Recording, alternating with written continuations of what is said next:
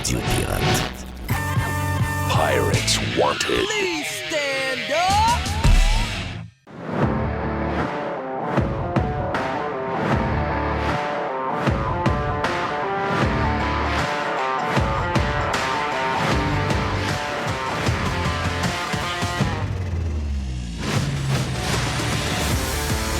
Tiens, toi! On est de retour sur Radio Pirate Live en ce mardi. Ouais. J'aimerais ça vous dire qu'il fait beau. Puis qu'on est en été, puis ça se poursuit, puis etc. Mais regarde, c'est vrai que c'est les changements climatiques. Quand il fait beau, c'est les changements climatiques. Quand il fait pas beau, c'est les changements climatiques. Quand il fait chaud, c'est les changements climatiques. Quand il fait froid, c'est les changements climatiques. Quand l'hiver arrive trop de bonheur, c'est les changements climatiques. Quand l'hiver part plus, c'est les changements climatiques. Quand il y a des orages, c'est les changements climatiques. Et sais-tu quoi? Les changements climatiques, Jerry et Mr. White et tous ceux qui nous écoutent, c'est de votre faute.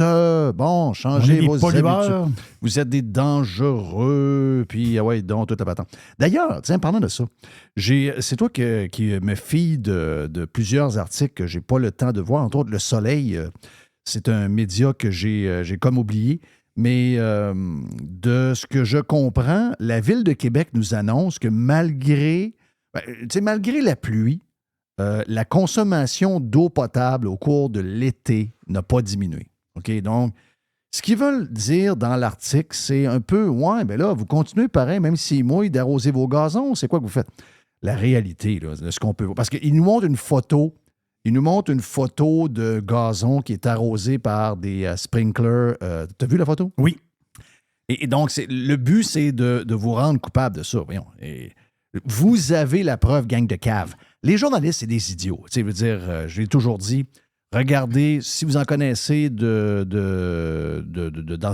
votre vie, vous avez connu des journalistes, c'était souvent les plus caves à l'école. C'était le monde n'est pas n'importe. C'était la gang de cave. Et vous avez un exemple de ça parce que si la consommation d'eau n'a pas diminué à Québec cet été, ça veut dire quoi, vous pensez?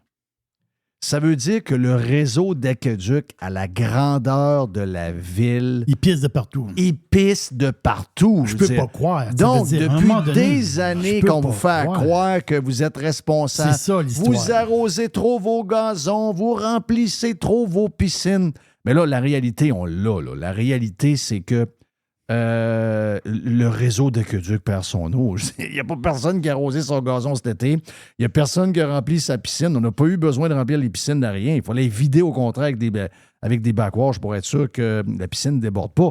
Je veux dire, si c'est la même consommation que l'été passé, bien là, vous avez maintenant la preuve, c'est une évidence que vous avez un réseau qui pisse l'eau partout et que depuis des années, on vous accuse d'être des grands consommateurs, puis surtout des grands gaspilleurs d'eau potable.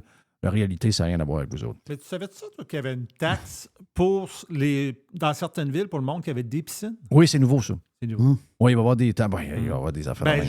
Tu veux-tu écouter mon audio? Je peux-tu te faire écouter ça tout de suite? Ben voyons donc, pourquoi pas, tiens. Parce que moi, je connaissais pas, tu sais, il y a une expression maintenant, ils appellent ça les mesures d'éco-fiscalité. OK. Ça, c'est les villes qui appliquent ça pour aller chercher des taxes par rapport, justement, au changement climatique. OK. Donc, c'est de trouver... parce que le sujet est très... Le sujet, et je l'ai dit, le sujet est très facile. Bon, vous avez, mettons, là, il manque les fermiers. Les fermiers sont dans la marde parce qu'ils mouillent trop. Donc, là, ils disent... à cause des changements climatiques, il pleut plus, donc nos programmes d'assurance sont pas bons, il faut les augmenter. Donc, à chaque fois qu'il y a quelque chose, tu glisses changement climatique et tu as une chance d'avoir de l'argent de plus ou encore de créer une taxe de plus. C'est une patente de même. Hein? Vous avez une piscine à la maison? Dans certaines villes, ça vous coûtera plus cher de taxes au nom de l'environnement. À Saint-Jean-sur-Richelieu, c'est 50 $ par année depuis janvier. Avec les nouvelles compétences et l'obligation qu'on a de s'adapter au changement climatique qui occasionne beaucoup de dépenses, alors il fallait absolument commencer à introduire des mesures À Laval, ce qui est nouveau, c'est la taxe sur les surfaces pavées du centre-ville, comme les stationnements, un moyen de lutter contre les îlots de chaleur. La ville de Beaconsfield, elle, a introduit en 2016 le principe d'utilisateur-payeur pour les déchets. Plus les citoyens font vider souvent leur bac à ordures, plus ça coûte cher. Et les municipalités sont très créatives dans leurs mesures. À Montréal, par exemple, le parti de la mairesse Valérie Plante propose d'imposer une taxe kilométrique, donc les citoyens qui seraient taxés selon le nombre de kilomètres qu'ils parcourent en voiture. Mais est-ce vraiment la solution pour changer les comportements? Depuis 2017, les villes ont le pouvoir de multiplier ce genre de taxes qu'on appelle des mesures d'écofiscalité. Et même s'ils paient plus cher, les citoyens estiment qu'il faut ce qu'il faut pour la planète. Peut-être que oui, on a certaines taxes, peut-être un peu trop, mais malheureusement, la seule façon de sensibiliser les gens, c'est vraiment quand on met la main dans leur poche. C'est incroyable. Tant qu'on va penser de même, c'est qu'est-ce que vous pensez qui va arriver? Ils vont mettre la main dans nos poches. Ben voyons, ça veut dire, en ce moment, là, vous parlez encore de ça, de changer les habitudes des gens en ce moment alors que le monde a de la misère à manger? Tu sais, je veux dire, est-ce que ce monde-là va commencer? Et ça, je parle des médias, puis probablement ce gars-là qui est un coussinet de l'État quelque part, qui lui n'a pas de problème. Mais est-ce qu'on va commencer à avoir de l'empathie puis de se rappeler que l'argent ne pousse pas dans les arbres? Sacrément. Connaissez-vous du monde vraiment qui font des choses complètement folles puis qui ont le but de, je sais pas, moi, par leurs gestes, vont... Je regardais ce matin, il y a quelqu'un qui a mis un tableau sur la consommation de charbon en Chine dans les dernières années, l'augmentation du charbon en Chine. Tu sais, on ne vit pas dans une cloche à gâteau, là. Je veux dire, qu'est-ce que ça va faire que quelqu'un paye un 50 $ de plus pour une piscine, que ça va lui coûter telle affaire de plus, qu'on va lui charger son kilométrage de char, qu'il va se ramasser avec un 1000 de plus, à part d'enrichir la machine. C'est la machine qui a faim. Quelles seront les vraies conséquences sur le climat? On gèle, Chris. Oh, je sais bien. Oh oui, quand il y a des moments que c'est la météo, d'autres moments, c'est le climat. En ce moment, c'est la météo. La météo est pas bonne. Quand il fait chaud, c'est le climat. Jeff, c'est pas parce que ici il fait pas beau qu'ailleurs, le mois de juillet a été le mois le plus chaud de l'histoire. J'ai aimé cet été le prof Caron qui a mentionné que la majorité des données maintenant sont prises très basses. Donc, vous savez que plus vous baissez en été, plus il fait chaud. On le voit si vous êtes des amateurs de course auto. Plus il fait chaud au sol, plus vous descendez vers le sol, et plus il fait chaud au sol. Donc, si vous prenez vos données météo plus basses qu'il y a 20 ans, c'est sûr que vous allez avoir des températures plus élevées. En ce moment, en passant, en Europe, depuis une semaine, il fait beaucoup plus frais qu'il faisait. Personne n'en parle. Tout le monde continue à nous dire que hey, en Europe, il fait chaud cet été. Depuis une semaine, les températures sont en bas des normales de saison. Pas un mot ça game. Toujours un mot quand les normales sont plus élevées, quand les températures sont plus élevées que la normale. Et quand il y a des feux, l'Europe brûle, l'Europe brûle, l'Europe brûle. Vous avez des tableaux ce matin qui nous montrent que c'est un des étés avec le moins de feux de forêt en Europe depuis les 10 dernières années. Donc, ce qu'on utilise, je dirais, toute la cabale médiatique sur l'histoire des changements climatiques, en bout de ligne, c'est que ça nourrit la machine, ça leur donne des idées pour vous taxer, et c'est ça qui va arriver. Puis sérieux, il n'y a pas de plaisir à avoir, là. Parce qu'en ce moment, tu sais, il va falloir, à un moment donné, avoir un peu d'empathie. On était avec Stéphane Bruyère, puis je vous souhaite de gagner, en passant, je vous souhaite de gagner le 1,5 milliard parce qu'il m'a dit de quoi avec les taxes nouvelles qui s'en viennent. Je veux saluer nos chums de l'autoamigo.com, notre chum Carlos de Punisher. C'est-tu de l'argent pareil? Parce que le tirage est ce soir, OK? C'est 1,550 milliard US. Donc, ce soir, allez sur l'autoamigo.com pour acheter vos billets, puis je vous souhaite de gagner. Mais on était avec Stéphane Bruyère dans le Prime il y a quelques minutes. En passant, nous aurons le vestiaire un peu plus tard à vous proposer, qu'on a déjà fait il y a quelques instants. Tout le monde est en feu. On a Max Truman qui est avec nous autres. Les est là. Dodu est là. Jerry est là. Donc, on a du bon moment à vous offrir dans les prochaines minutes. Mais on était avec Stéphane Bruyère sur le Prime, pas dans le live, sur le Prime un peu plus tôt. Et Stéphane nous racontait que, parce qu'il est dans les hypothèques, puis cet été, ça n'a pas diminué. Là, il y a des gens qui étaient en variable, eux autres sont fourrés, mais il y a aussi des gens qui étaient fixes et qui doivent renouveler, là, qui sont en période de... Puis notre ami Mr. White le fait au cours de l'été, puis il me dit, il y a des gens qui vont perdre leur maison. Là. C'est clair qu'il y a des gens qui vont perdre leur maison. il y a des gens qui ont appelé Stéphane cet été et la banque les a appelés en leur disant « Ouais, vous êtes à taux variable, on vous oblige à prendre un taux fixe. » Ces gens-là paient 1800 $ par mois en ce moment et la banque leur a mis le couteau dans le cou et leur a dit « Vous devez prendre un 3 ans à tel taux, je pense que c'est 6 % ou quelque chose de même. » Ça fait monter leur paiement de maison par mois de 1800 à 3500 $. Ils n'ont pas une plus grosse maison. Presque le double. Ils ne sont pas acheté un bateau. Non, c'est la même maison. La même chose. 1800 à 3500 $. On a un autre aussi qui... qu'est-ce qu'il nous a dit comme exemple aussi? Il y a quelqu'un qui est passé de... une affaire de... Pas loin de ça, pas loin de 2000 $ à 4000. Donc, je veux dire... Non, c'est indécent. Vous devez prendre un break avec les crises de taxes. Là. Je veux dire, à un moment donné, je veux dire, les changements climatiques, là, on commence à en avoir plein notre casse. OK? On doute un peu. On sait bien qu'il y en a des changements climatiques, mais la gamique est rendue trop grosse. La gamique est trop grosse. C'est trop big. C'est trop évident. Vous êtes en train de vous piler sa queue à essayer de faire les clowns de même parce que là, on se rend compte que finalement, vous servez de ça. Il y en a qui servent de ça pour se créer des jobs. Il y en a qui servent de ça pour augmenter le business.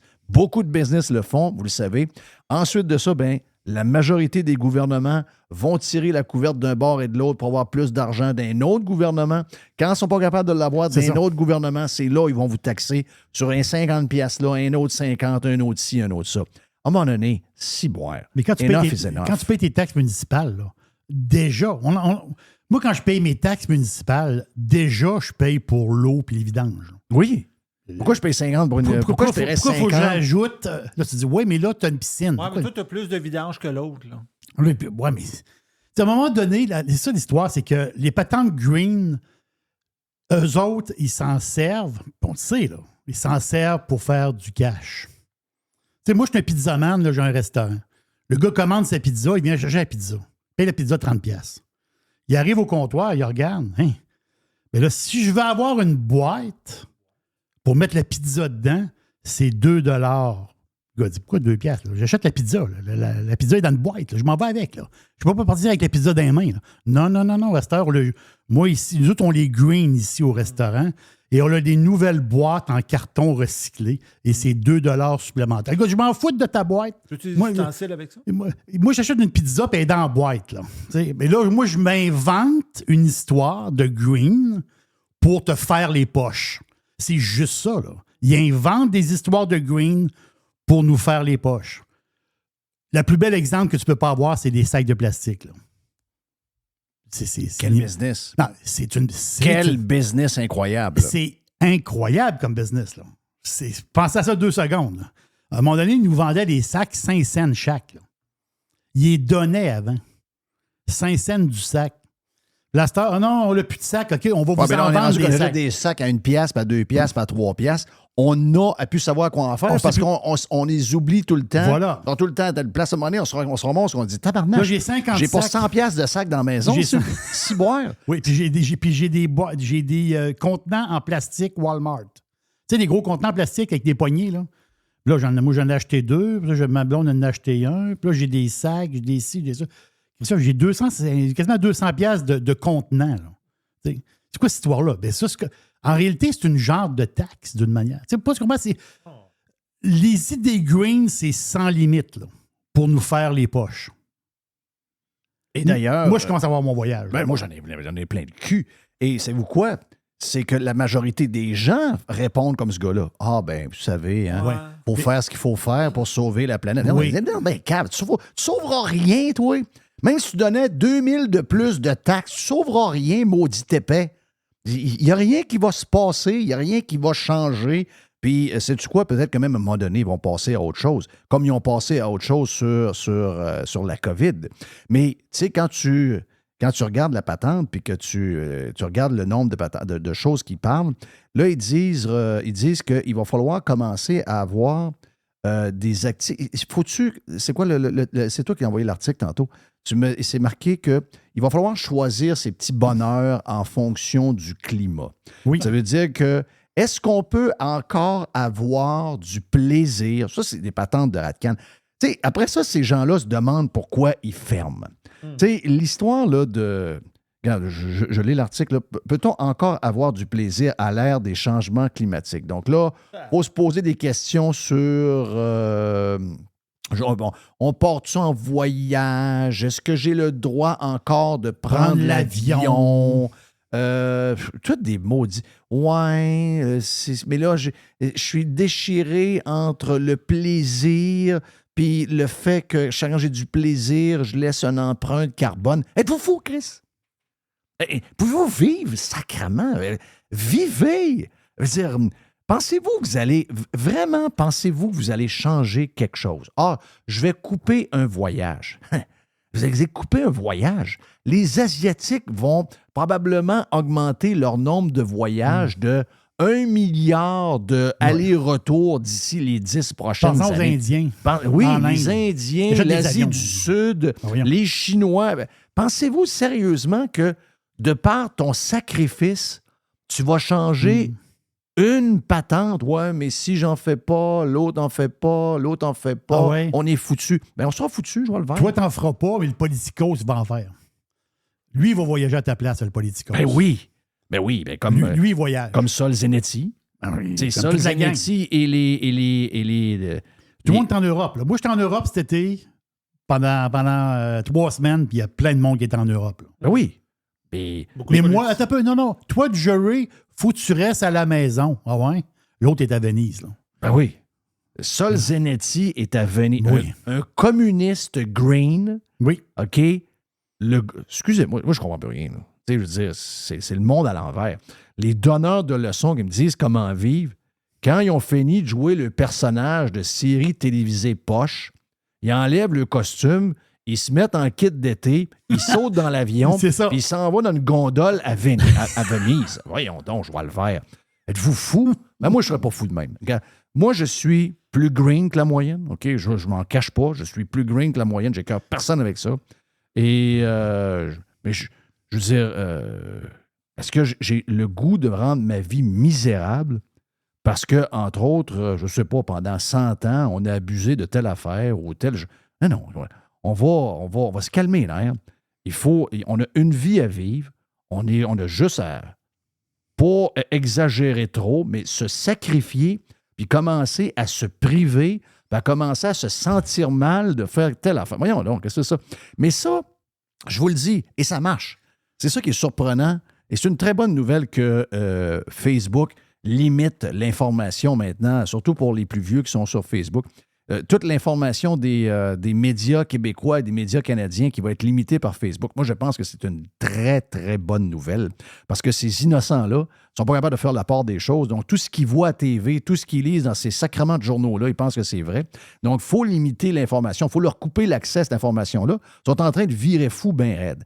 Les autres, les plus allumés, les gens qui nous écoutent, d'autres également, qui sont rendus complètement ailleurs parce qu'ils sont plus capables de les endurer, eh bien, eux autres, ils sont tellement ailleurs que les médias québécois sont en train de crever.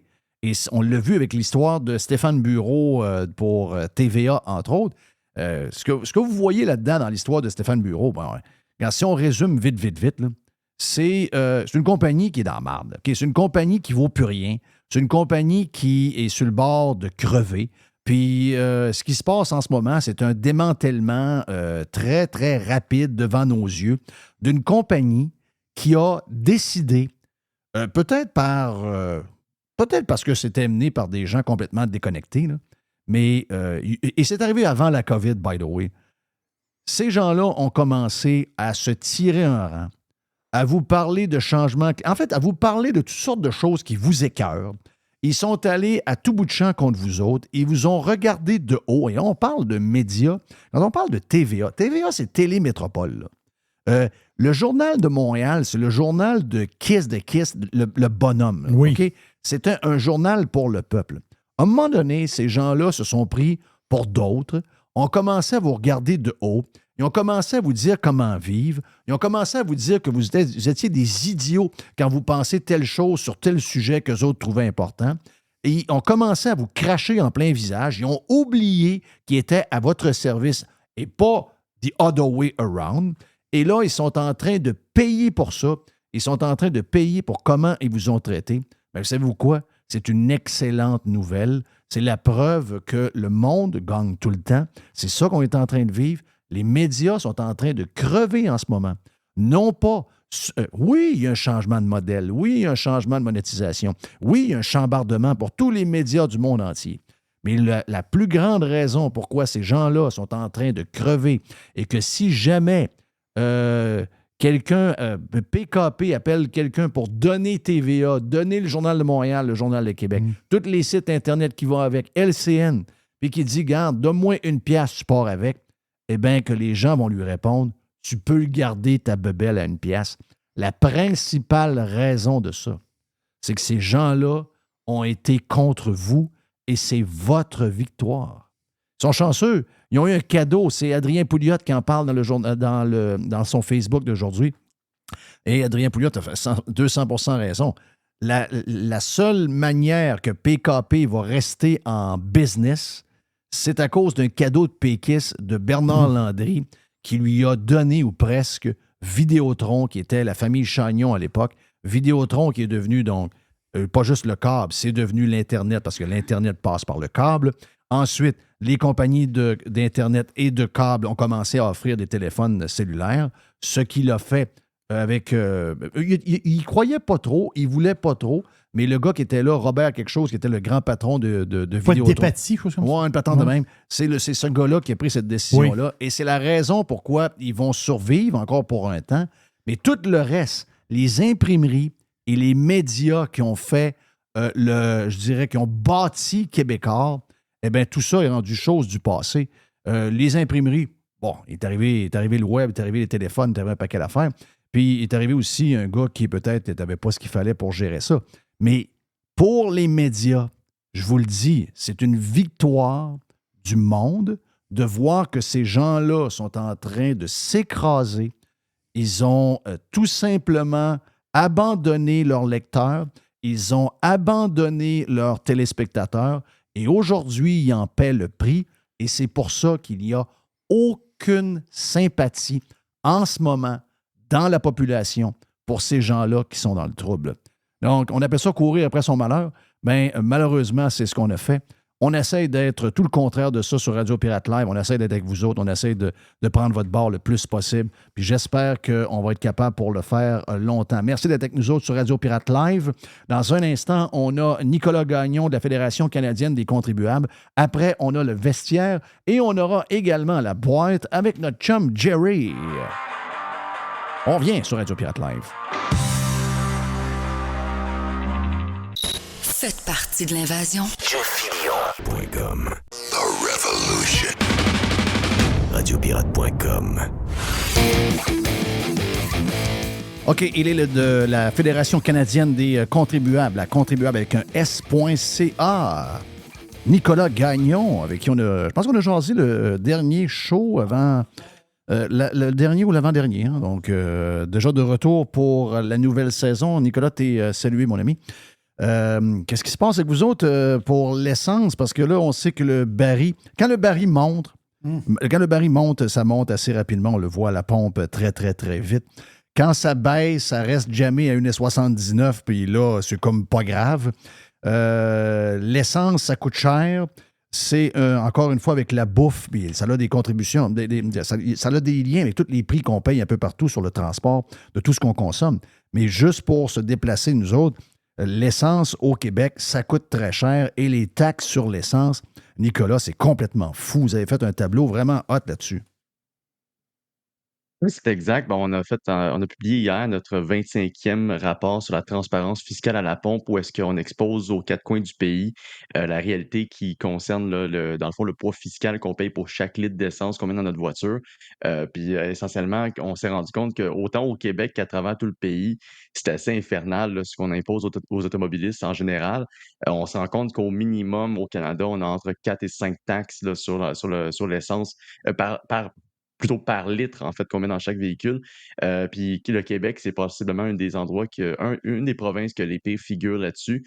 Montréal étant la 4e ville avec le plus plus fort nombre de taxes qui s'imposent par litre d'essence, en fait.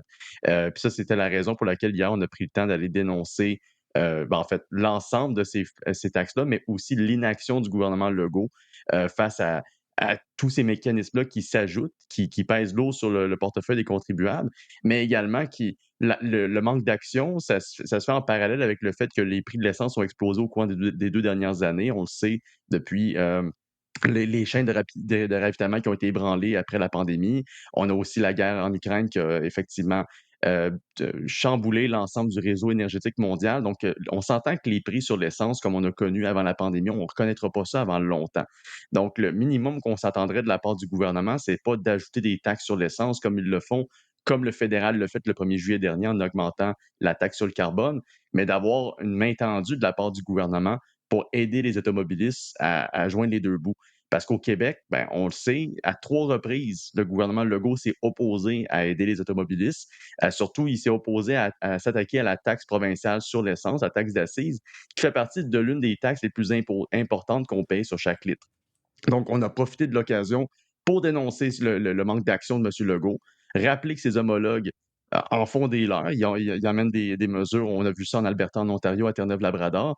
Puis c'est aussi pour rappeler l'existence de mécanismes qui sont complètement ridicules et qui maintiennent artificiellement élevé le prix de l'essence au Québec, pour ne nommer ici que le prix minimum estimé sur l'essence qui est imposé par la Régie de l'énergie. Donc, vraiment, au Québec, on se fait avoir de tous les côtés. Oui, les marges de raffinage, les marges du brut ont augmenté. On le sait avec le marché mondial, ça ne regarde pas bien en ce moment pour les hydrocarbures, pour les carburants, mais au niveau local, les gouvernements aident vraiment pas la cause. Puis au Québec, on est possiblement l'un des endroits où est-ce qu'on a le plus besoin d'aide du gouvernement puis qu'on en reçoit le moins.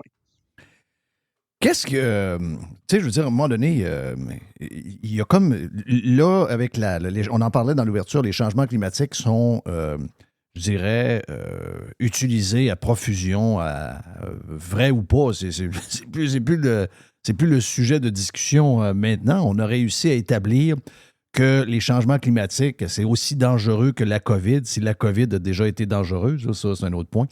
Mais ils ont comme un genre de passeport extraordinaire qui leur permet de taxer pour l'éternité. Je veux dire, je nous vois mal s'en aller voir le gouvernement Legault puis leur dire « Ouais, là, vous devez couper les taxes parce que le monde est étranglé puis la vie coûte trop cher. » Ils vont toujours se tourner vers les changements climatiques puis les énergies fossiles. Puis...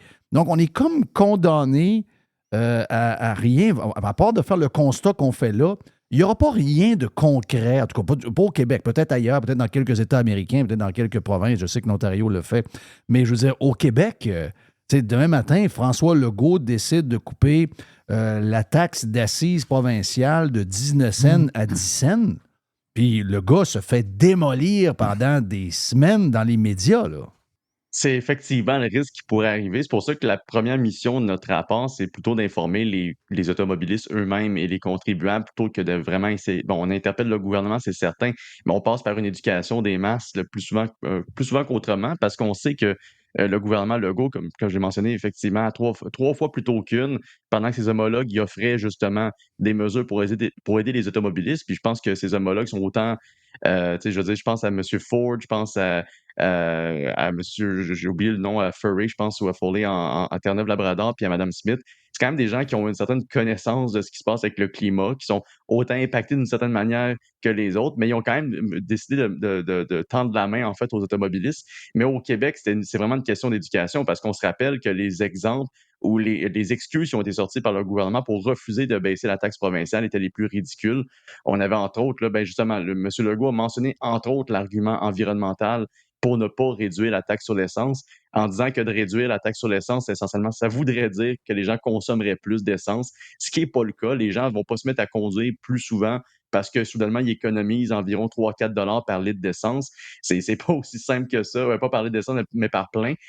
Donc, ça n'a jamais été avéré. Puis la réalité, c'est que c'est plutôt l'inverse. C'est qu'on faut rappeler une chose. Au Canada, on est responsable de quoi? 1,5 % des émissions globales.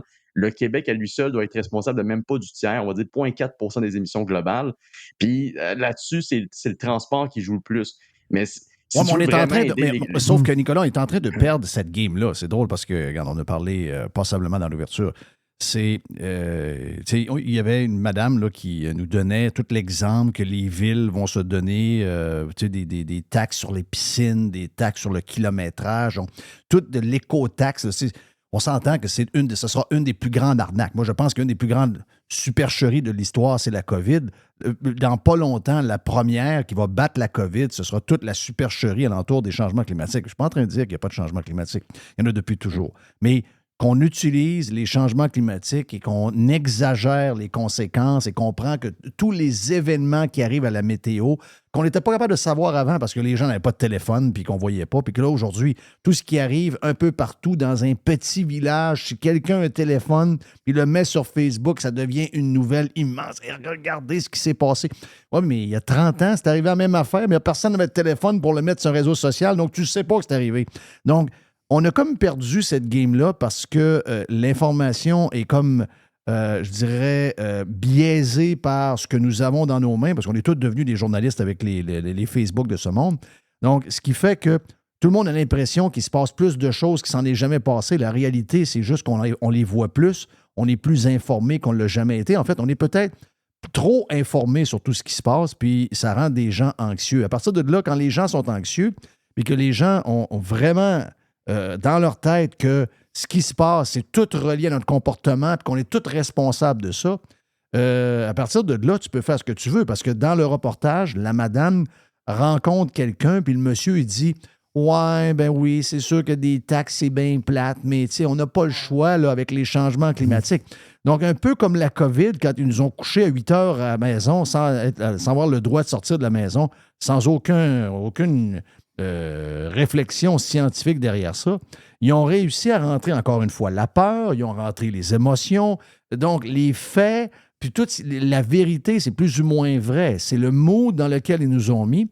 Et à partir de là, moi, je vois l'inverse. Je vois un litre d'essence d'ici 5 ans à 3 $ le litre.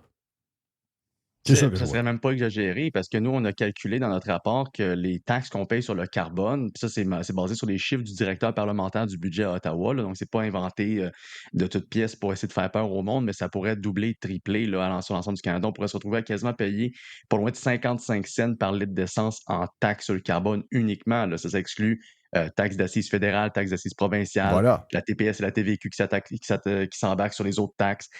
Puis ça, c'est faut rappeler aussi qu'en ce moment, puis personnellement, je dis ça en tant que gars dans la trentaine, quand on parle d'éco-anxiété, moi, je pense pas à écologie, là, pour citer un de mes bons contacts là, sur Twitter, Jim.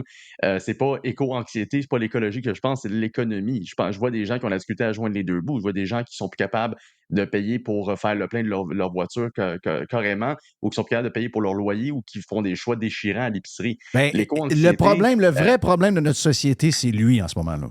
Oui, c'est lui, le monde en général, le vrai monde qui travaille, là, qui ont une vie, qui ont une famille, qui sont propriétaires ou même locataires, peu importe. Ces gens-là, ils passent pas leur temps à se faire du sang d'encre pour un phénomène sur lequel ils n'ont aucun contrôle. Puis, mais l'affaire, c'est qu'on malheureusement, on essaie de pas de les responsabiliser, on essaie de les faire passer pour les responsables carrément des criminels quasiment parce qu'ils osent utiliser encore leur voiture, parce qu'ils osent demander un petit peu de répit, alors que on le sait que dans d'autres provinces, ça a été mis de l'avant par les autres premiers ministres, puis ça a déjà été fait. Donc, il y a même pas juste au Canada, il y a 50 nations, 50 États et provinces à travers le monde entier qui, depuis 2020, ont réduit les taxes sur l'essence pour aider les automobilistes, pour aider les contribuables de leur juridiction. Donc, quand même bien que le Québec ne réduit pas sa taxe sur l'essence, c'est pas ici que le combat sur l'environnement va se faire. Mais plus encore, nous, hier, on a pris le temps de dénoncer un autre mécanisme qui n'a rien à voir avec l'environnement, mais qui maintient artificiellement des prix encore plus élevés, qui est le fameux prix minimum, qui est imposé par la Régie de l'énergie. C'est un mécanisme qui date si je m'abuse, c'est d'un gouvernement du Parti québécois dans les années 90 qui l'a mis de l'avant. Et essentiellement, ça maintient un prix artificiellement plus élevé pour apparemment protéger les essenceries québécoises.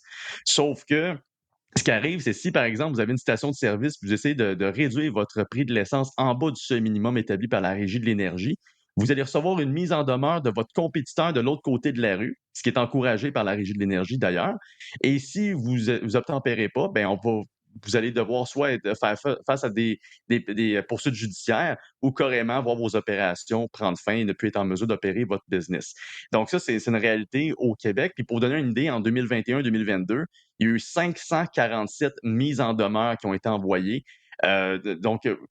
Qui ont été envoyés en fait à des essenceries parce que leur prix n'était pas assez élevé. Donc, ça vous donne une idée à quel point on a un climat qui est particulier parce qu'au-delà de l'environnement, la prémisse de vouloir protéger l'économie locale avec des taxes, des mécanismes, c'est aussi un mythe qui est très, très répandu au Québec et qui est tout aussi faux parce qu'on sait que dans d'autres provinces, ils n'appliquent pas le prix minimum sur l'essence, on ne gonfle pas artificiellement le prix de l'essence et on offre en retour des prix plus intéressants. Le Québec est un des endroits où est-ce qu'on paye le plus cher en Amérique du Nord, puis où est-ce qu'on est le plus taxé en Amérique du Nord. Si on va juste dans la province à côté, comme l'Ontario, ils ont une réduction sur le prix de l'essence de la taxe provinciale. Ils n'ont pas de prix minimum. Donc, si vous habitez à Gatineau présentement, c'est vraiment plus intéressant pour vous de faire le plein à Ottawa. Donc, c'est ce genre de choses-là qui fait en sorte que c'est bien beau de parler d'environnement, mais si les alternatives dans les villes à côté ou dans les juridictions à côté sont plus intéressantes, que vont faire les consommateurs? Ils vont aller à côté. Donc, il n'y a pas de problème qui est réglé d'une manière ou d'une autre au Québec en ce qui a trait à l'environnement. Puis, comme tu l'as mentionné, l'écofiscalité, c'est une boîte de Pandore. Au Québec, on est rendu à utiliser à toutes les sauces le moindre nouvelle taxe possible, tant au niveau municipal que provincial, au nom du combat pour le développement durable et l'environnement. Mais au final, on sait tous très bien que ça devient juste du gaspillage gouvernemental. C'est des taxes qui servent simplement à remplir les coffres puis à finir dans un genre de slush fund où est-ce qu'on peut justifier n'importe quelle dépense sous n'importe quel couvert. Puis c'est effectivement une culture qui doit prendre fin au Québec, là. Même les grands défenseurs, je te dirais, de l'auto électrique, là, les premiers qui, tu leur demandais, tu leur disais, mais voyons, tu viens de payer une voiture 70 000 comment tu vas rentabiliser ça, même si tu payais, je ne sais pas, moi, 3 000, 3 500 piastres d'essence par année, comment tu vas rentabiliser ça? Puis eux autres, ils disaient, bon, ben écoute, non, mais là, c'est gratuit pour l'électricité, il y a des recharges sur le long des autoroutes gratis. Puis là, ça partait, cette affaire-là. Puis moi, j'en connais de ces gens-là, puis c'était des précurseurs. Et ce sont les premiers à déchanter en ce moment. Ils ont toujours une auto électrique, mais là, ils se disent, ouais, l'arnaque de l'essence et de l'énergie est en train d'arriver pour les propriétaires de voitures électriques. Avant, on était à 0 $ quand on avait besoin d'une charge sur la route. Ça l'a monté à 15 $ et là, maintenant, c'est 25 $. Quand il y aura 500 000 voitures électriques de plus, qui sont toutes des voitures plus chères que des voitures normales, je peux vous dire une affaire, ces gens-là pensent que faire une charge de voiture électrique, mettons vous êtes sur la route et que vous avez besoin, ce sera le même coût ou presque que rajouter de l'essence. Parce que la vérité, c'est que les gouvernements veulent vous pousser à prendre en tout cas, le gouvernement du Québec, entre autres, veulent vous pousser à prendre de l'énergie d'ici au lieu de prendre de l'énergie d'un pays africain. Mais en bout de ligne, il ne voudra pas se passer des taxes qui vont dans les litres d'essence. Donc, ils vont monter les tarifs et ils vont le faire via Hydro-Québec. Donc, on n'aura pas de moyen de s'en tirer bien non plus avec les voitures électriques, là. Absolument. Puis je pense que tu l'as très bien souligné. Là, au Québec, juste à Montréal, on paye quoi? 64,3 cents par litre présentement. Je veux dire, si vous passez à la voiture électrique, on prétend que vous ne paierez plus de taxes sur l'essence. C'était quasiment ça qui était un peu ce qui est mis de l'avant. En ayant une voiture électrique, vous économisez. Sauf que là, plus ça va, plus on paye effectivement pour les recharges, plus on paye à domicile. Et il y a même les municipalités comme celle de Montréal qui envisagent de mettre en place une taxe kilométrique, donc pour facturer les kilomètres qui sont parcourus par chaque véhicule dans la ville, et ce, en faisant fi du fait que ce soit un véhicule électrique ou au gaz, là. Donc, ça veut pas. Même si vous faites une transition pour une voiture électrique, vous pouvez peut-être vous sentir à l'aise avec le fait que vous avez fait un geste pour l'environnement. Ça, c'est bien sûr en vous basant sur le fait que l'empreinte de la fabrication de la voiture écologique est pas si élevée que ça, alors que c'est faux. On sait tous très bien qu'une voiture électrique, ça coûte plus cher à l'environnement qu'une voiture au gaz et que ça prend quand même un X nombre d'années avant que vous puissiez la rembourser pour son empreinte écologique. Mais avant même que vous ayez remboursé l'empreinte écologique de votre voiture électrique, vous êtes rendu à rembourser le poids fiscal de votre transition vers la voiture électrique avec toutes les taxes qui vont bientôt s'appliquer. Donc, veut pas, on s'entend que le gouvernement, il va difficilement laisser aller sa vache à lait au Québec, c'est-à-dire toutes les taxes qu'il impose sur les litres d'essence. Mais la réelle solution à ça, le gouvernement, il a besoin d'autant de revenus parce qu'il dépense autant. S'il dépensait moins, il aurait besoin de moins de revenus. C'est aussi simple que ça. Donc, clairement que le gouvernement Legault doit réviser, entre autres, ses projets d'infrastructure qui font ni queue ni tête.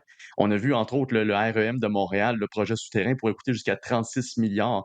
Heureusement qu'il s'est étouffé dans son café, lui, comme l'a dit lui-même Legault, puis qu'ils vont revenir en arrière, parce que tous ces projets d'infrastructure-là, veut pas, sont financés en très grande partie par les automobilistes qui ont tous de plus en plus de difficultés à arriver à joindre les deux bouts.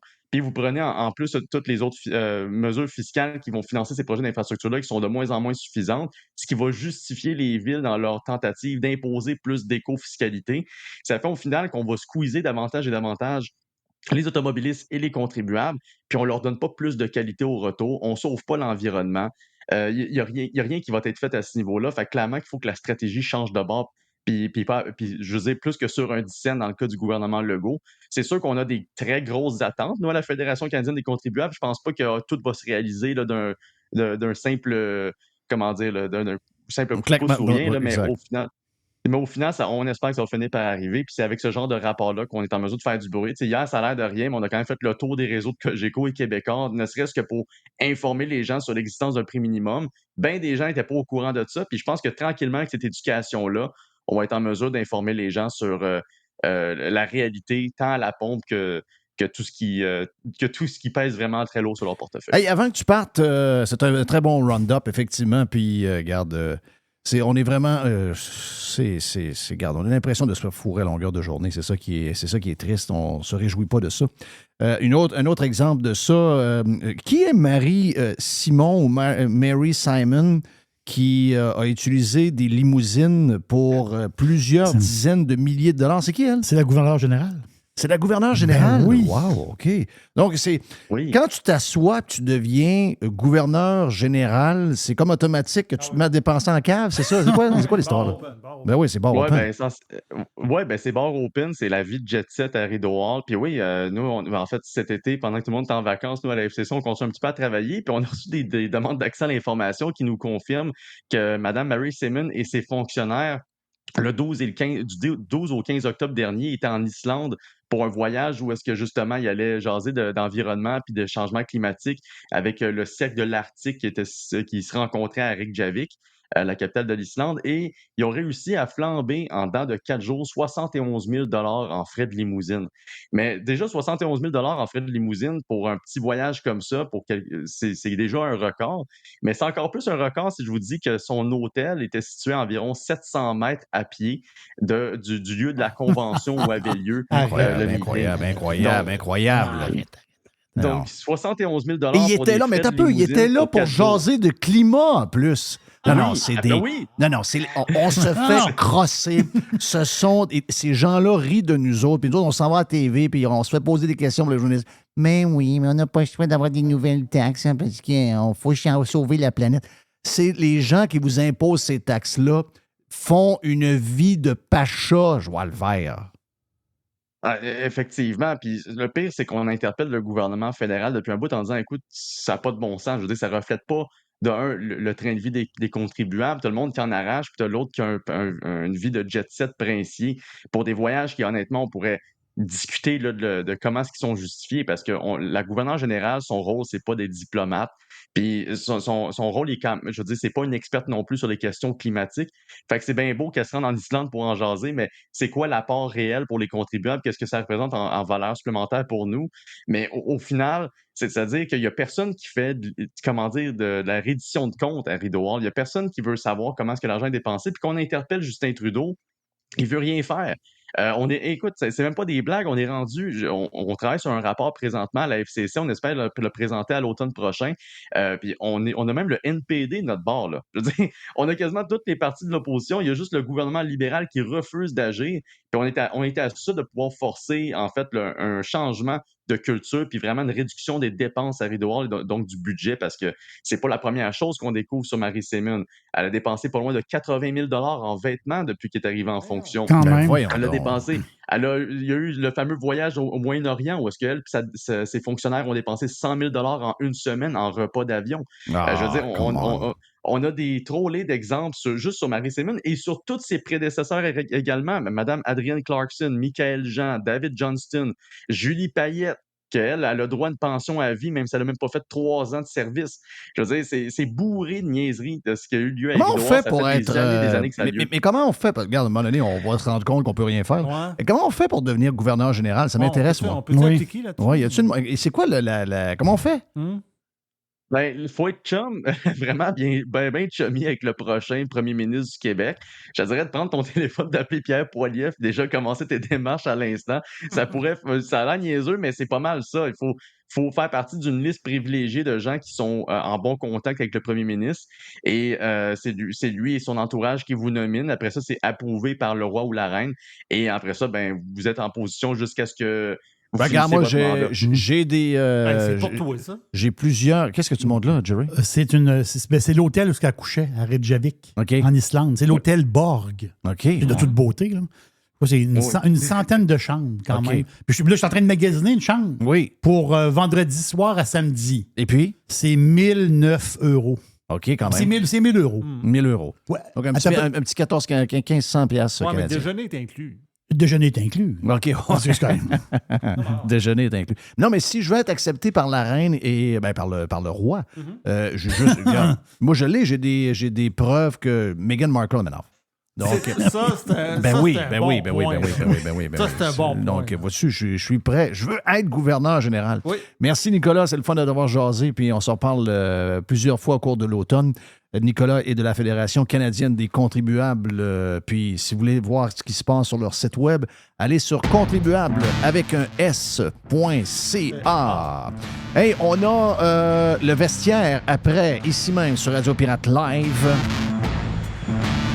Every hour. Juste du bon stock. Get pirate or get out. Radio Pirate. Radiopirate.com.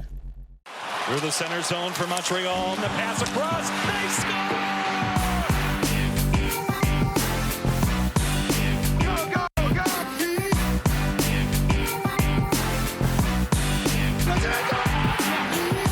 Wins it in overtime. Il dit, qu'est-ce qu'on va dire aux journalistes? J'ai dit, dis-leur ce que tu voudras, Chris. Moi, je Chris Moncan. Voilà, merci Guy. Long time no see, mon chum Guy. Les est in town. Yes. Jerry est in town. On a notre ami Dodu qui est avec les lépreux en Floride. Et on a le retour de Max Truman dans lescoulisses.com. Max qui est revenu faire un tour. Max, t'es salué, Dodu. T'es salué. Comment vont les boys? Ça va très bien. Vous autres, bel été, les gars? Oui. Oui, super belle température, Dodu. T'es Je sais pas. Moi, c'est comme à l'année, fait que ça me dérange pas, mais je veux m'informer de mes chums, là, fait que c'est pour ça que je vous le demande. Là. Non, c'est un sujet à éviter, sérieux. Là. Non, c'est pathétique. Là. C'est pathétique. Mais essaie de nous faire croire qu'un été de marde de même, c'est à cause des changements climatiques puis de notre comportement. Moi, c'est ça qui me fait capoter. Fermez vos gueules au moins. Là. Laissez-nous 2-3 semaines de break pour qu'on digère cette maudite patente-là, mais ils sont pas capables. Les, t'es salué. T'as eu un bel été, mon ami Les? Oui. Ça a bien été. Pas joué au golf bien à cause de la température, bien évidemment. Mais c'est le nombre de fois que j'ai cancellé des games. Je me rappelle pas d'avoir cancellé autant de games de golf. Moi, ce qui me fait plus capoter, c'est que je me déplace, je vais jouer, puis je suis pas capable de jouer au complet. Ça me met en tabarnak. Ça fait que j'y vais pas. C'est ça. Je reste chez nous. Les gars, ils disent « Ah, ouais, il y a apparence de pluie à Trois-Rivières. » Non, il n'y a pas apparence de pluie. Il va mouiller. Je vais pas, là. Oui. Hein, là, t'es là, tu joues une bonne game, t'as 6-7 trous de jouer, pas pire, bang, c'est fini. T'en vas chez vous. Ouais, de la merde. Et puis, y a-tu de quoi de plus plate, laisse en plus, de t'en aller au Pro Shop, puis là, t'as joué 12 trous, puis là, le gars te donne un rain check pour 5 trous et demi, 6 trous. Ah non. Tu dis, hey, je reviendrai jamais. C'est de la merde. Puis tu regardes une journée. Tu regardes une journée comme hier, là, tu te dis, ben là, gars, je suis tanné d'annuler mes départs. Fait que j'y vais pas, il annonce de la pluie, puis moi, il a mouillé 5 minutes à Montréal, là, ou 10, tu sais. Fait que quand je prends c'est la loi de Murphy, là, quand je prends la décision d'annuler, finalement, j'aurais dû jouer, puis quand je prends la décision d'aller jouer, j'aurais dû annuler. Fait que c'est pas un super été. Une chose est sûre, c'est que les terrains sont beaux. Oui. Hier, oui. je suis allé au Grand Port-Neuf, les verts, épouvantable. Oui, J'ai c'est vraiment sûr. vu ça. Mais... Mais non, ils peuvent pas. Trop d'eau, c'est comme pas assez. Là. C'est sûr qu'à un moment donné, il faut qu'il arrête de mouiller. Là. Je veux dire, surintendant va dire quand il y a de l'eau à côté de lui, il y a mieux avoir une sécheresse que d'avoir de la pluie de même tout le temps. Là. Ça, c'est clair. Là. Mais, regarde, en espérant que l'automne va être pas si mal, les amis. Moi, Jeff, je veux juste partir le débat, moi. J'aimerais ça que vous me disiez comment vous trouvez le directeur général de l'année, lui qui était à Toronto, qui était vraiment hot, là, mais il n'a jamais gagné. Là, Pittsburgh est allé le chercher. Avez-vous ce qu'il est prêt de faire là? Il est en train de bâtir un genre de club, une ligue de garage. Il y a 3 joueurs en bas de 30 ans dans l'équipe. 3. Ouais. Il s'en va où avec ça? Toutes les autres équipes se rajeunissent. Ils veulent avoir des jeunes, des jeunes, sauf lui. Ouais, c'est ça qui est bizarre. Y a-tu quelqu'un qui va me dire, moi, c'est sûr que je connais plus ça. Là. Mais moi, j'ai mon feeling, c'est un call de Sidney Crosby, puis le temps, puis bon, je ne sais pas si le Russe est impliqué dans la discussion, mais je suis sûr que Sidney Crosby dit, gars, c'est ma dernière ride, je veux faire ça avec all-in avec des bonhommes, puis après ça, il arrivera ce qui arrivera, même si la place est en ruine, c'est pas mon problème. Je ne sais pas si c'est ce que vous voyez, là. Ben, même si ça marche combien de temps? C'est ça, là, ça t'amène une bonne question. Là. Je veux dire, il met all-in, il est allé chercher Rick Carlson, qui avait des saisons de 30 points, puis là, une saison de 100 points. Là. Mais mettons que ça marche. Mettons que les as s'alignent, puis ça fonctionne. Ça peut fonctionner combien d'années? 1 an? 2 ans? Max. Maximum. On s'entend qu'il fallait qu'il fasse une coupe de deal de Ron Extall qui a scrappé à la patente. Là. C'est surtout ça qu'il a fait. Moi, je pense que c'était son 3e gros échange à Dubas, parce que c'était ça ta question, Jeff, par rapport à Dubas. Et le gars, il y avait quand même quelques lourds contrats à se débarrasser. Il y avait Petrie, il y avait Granlund, il y avait Ruda. Tu avais un paquet de joueurs que tu dis, hey, ça, beaucoup d'erreurs. Puis là, ben, il est allé chercher Riley Smith à Vegas. Ça devrait être un bon complément. Oui, il s'est débarrassé de quelques choix, mais je pense que les Penguins de Pittsburgh, au final, sont une bien meilleure équipe là qui était à la fin de l'année passée. Même, ils ont fait quelques signatures intéressantes. Ryan Graves, en défense, ça va jouer sur le premier pairing, probablement avec Chris Letang. Là. Fait que j'ai hâte de voir, mais c'est sûr qu'il fallait qu'il joue. Jeff, tu l'as dit, le Crosby, Letang, les gars, ils ont 33, 34. Letang, je pense qu'il y a 36. Ça achève. Là. Fait qu'il faut que les gars se disent non, on y va parce que je comprends ton point, là, que tu veux des. Je comprends, tu aimerais ça avoir des choix puis des jeunes, mais on n'en a pas. Là. Puis nous autres, on veut gagner. Fait que, go for on it. n'en a pas pour un bout. Là. Il en a donné pas mal. Là. Il a donné un 1, un 2, puis 2, 3. Fait que. Mais il fallait qu'il se débarrasse des. Mais il a aussi reçu 2, 3. Fait que. Fallait qu'il se débarrasse l'échange de Jeff Petrie, les gars, là. C'est une aberration, ça, là, du côté de Pittsburgh. Là. Canadien reçoit Jeff Petrie à 25% moins cher. Oui. Allez faire le calcul de l'échange. Le premier échange de Petrie avec celui-là, ça n'a pas d'allure. Là. Kent Hughes, c'est un génie. Là. Mais je vous pose une question, guys. Sérieusement, les Rick Carlson, ça ne fonctionne pas pendant plein d'années quand il est en arrière de Brent Burns. Il y a le chemin libre, ça fonctionne à San Jose. Là, il arrive ici, il va être en avant ou en arrière de Chris Letang, mais il va quand même se battre avec Chris Letang pour avoir les meilleures minutes à droite. Ça va-tu marcher, Rick Carlson, à Pittsburgh? C'est-tu un bon trade? C'est un risque à 10 millions par année pendant plusieurs années. Ça va-tu marcher? Moi, je pense pas. Parce qu'il jouait 25-26 minutes. C'est sûr que quand tu joues au hockey, tu joues à la défense, tu joues en powerplay quasiment le 2 minutes. C'est sûr que tu en fais des points, là, puis tu joues avec les meilleurs. Là. Mais quand là, il ne jouera plus 2 minutes. Là. On va voir que sa production va diminuer énormément. Oui, saison de 100 points, on oublie ça. Non, on oublie ça. On oublie ça. Mais ce que Dedu disait, puis c'est un peu ce que je voyais, je me disais, tu sais, Crosby, il a dit, les boys, faites-moi pas une reconstruction là avec mes 2 dernières années. Sinon, faites de quoi? Je ne veux pas partir de Pittsburgh. Moi, je veux rester à Pittsburgh, je veux rester dans le coin. Mais là, si vous rebâtissez, je m'en vais là. Il me reste peut-être 2 ans, 3 ans max. Si c'est ça, je m'en vais. Et Malkin aussi. Là. Et Malkin aussi. Voilà. Donc, les deux, puis le temps aussi. Là. C'est sûr que c'est une patente de même. Là. Ils ne se sont pas donné le luxe que le Canadien est en train de se donner là parce qu'ils ont des gros noms. Puis c'est vrai que les gros noms sont... leurs meilleures années sont en arrière d'eux autres, là, incluant Crosby, qu'on le veuille ou non, puis Malkin, pareil. Mais les autres, ils se disent, c'est quand même... Ils ont quand même tenu la franchise pendant 15 ans, 16 ans, 17 ans. Donc, je pense qu'il fallait qu'ils écoutent. Mais c'est pas une patente à long terme, c'est clair. C'est sûr que c'est pas une patente à long terme. Il reste 0-0. juste Fleury à aller chercher, mais on va être correct. Oui. D'un goal, il manque juste lui. Oui. Le plus jeune de l'équipe, c'est Jeff Carter, il a 38 ans.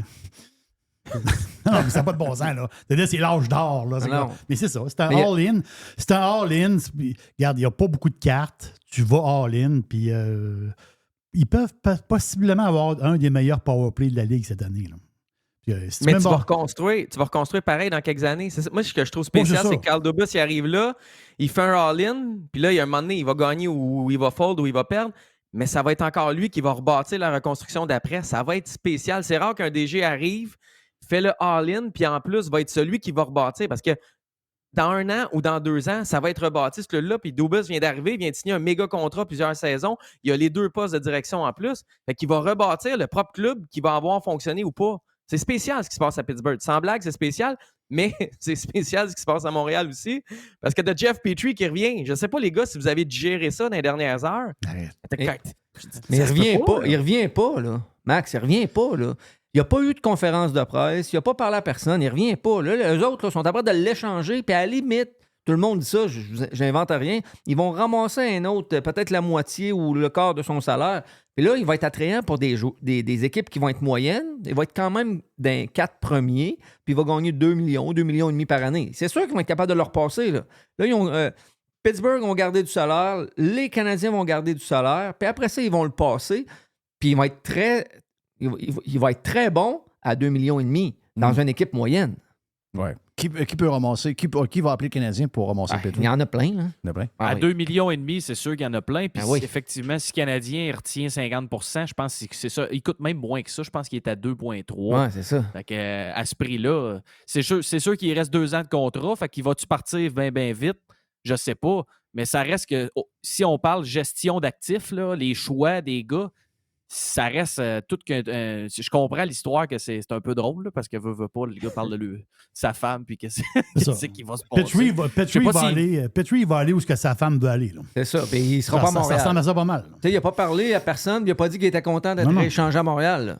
Non, puis plus loin que ça. D'habitude, mettons, le joueur comme Alex Newhook, ça a pris 2 semaines avant qu'il parle aux médias. C'était déjà bizarre, mais Kent Hughes avait fait son point de presse la journée même, le soir. Il avait expliqué le trade. Là, il y a Casey DeSmith qui n'a pas parlé. Il y a Jeff Petrie qui n'a pas parlé. Puis il y a Kent Hughes qui n'a même pas parlé. D'habitude, Kent Hughes commente ses transactions. Là, il ne les a pas commentées. C'est clair, il y a 99 % de chances qu'ils partent.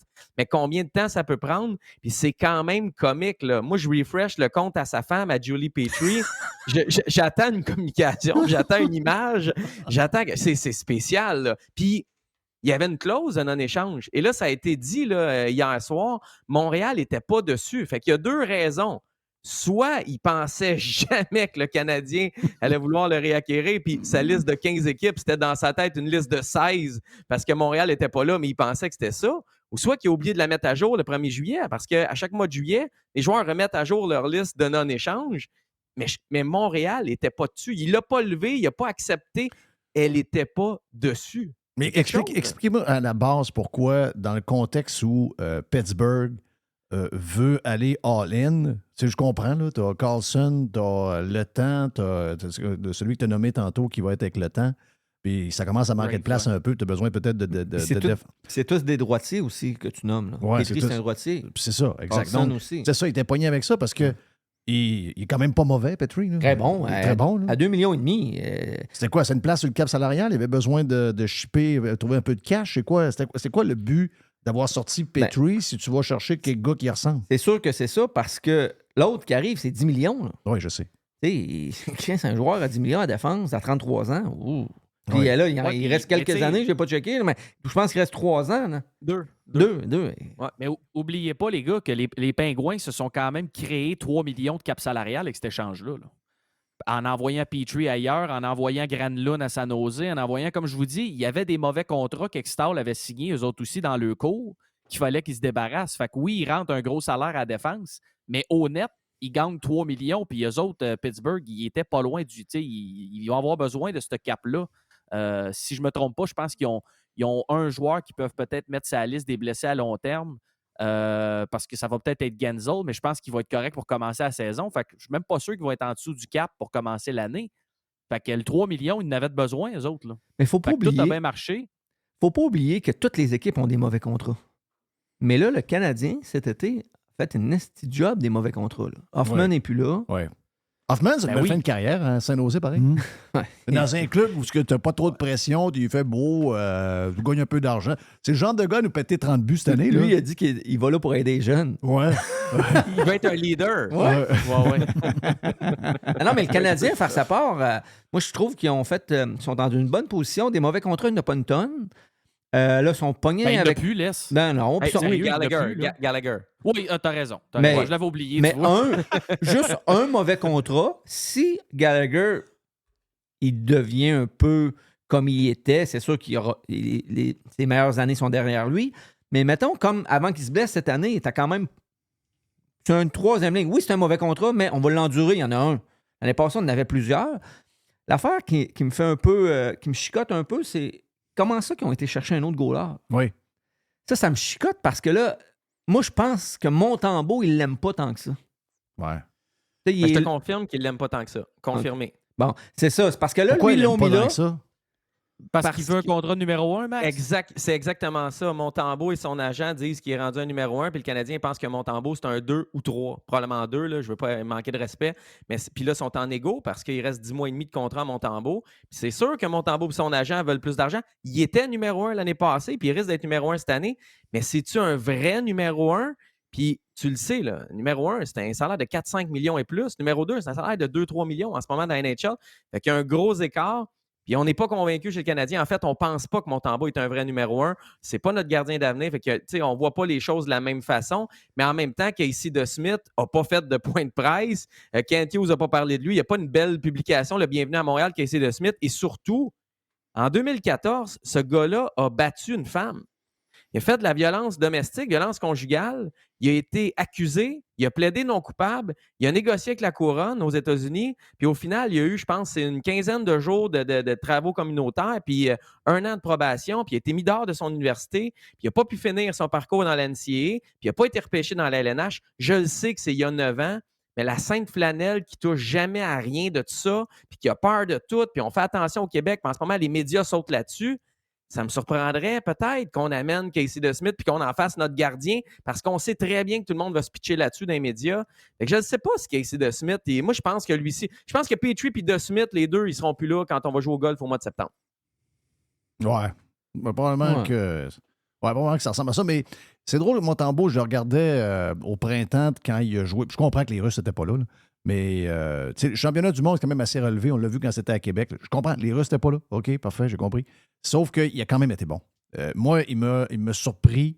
Le Canada n'avait pas une superbe équipe. Ben, il était quand même correct, mais il a été à hauteur. Je ne vous dis pas que c'est un grand numéro 1, mais Canadien, dans ce qu'ils ont dans le jeu de cartes en ce moment, ce ne sera pas le kid qui est à Laval, finalement. D'après moi, lui, ça achève plus que ça commence. Lui, ils vont le perdre. Ben, ils vont le perdre, non. S'il le garde à Montréal, mais s'il le renvoie à Laval, il faut qu'il l'envoie avec ses waivers. Oui. Ils vont le perdre. Là. C'est sûr qu'ils savent qu'ils vont le perdre. Là.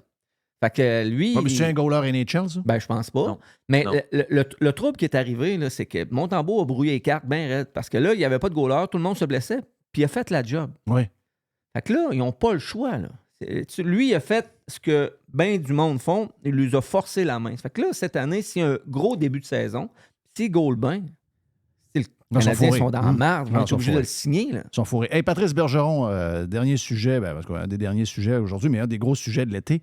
Patrice Bergeron, pas de surprise pour beaucoup de monde. Tu en avais même parlé avant la pause de l'été, puis pendant que les Bruins... Quand les Bruins ont été éliminés par les Panthers dans le 7e game, on l'a vu, on avait tout vu, puis on avait tout sauté à la conclusion que ça semblait être le dernier match de Patrice Bergeron, mais quand même. Patrice a eu une saison exceptionnelle. Oui, blessé à la fin, donc jouer dans les playoffs, il n'aurait peut-être pas dû jouer dans les playoffs, trop magané. Sauf que saison exceptionnelle, c'est quand même capoté qu'il arrête alors qu'on a l'impression qu'il est encore un joueur dominant. Ben, tu sais, il l'a dit en conférence de presse, puis ça m'a... Je le savais, là. Les gars où jouent au hockey l'hiver, il y a des chums beaucoup dans la chambre, puis il y a eu des grosses discussions par rapport à lui.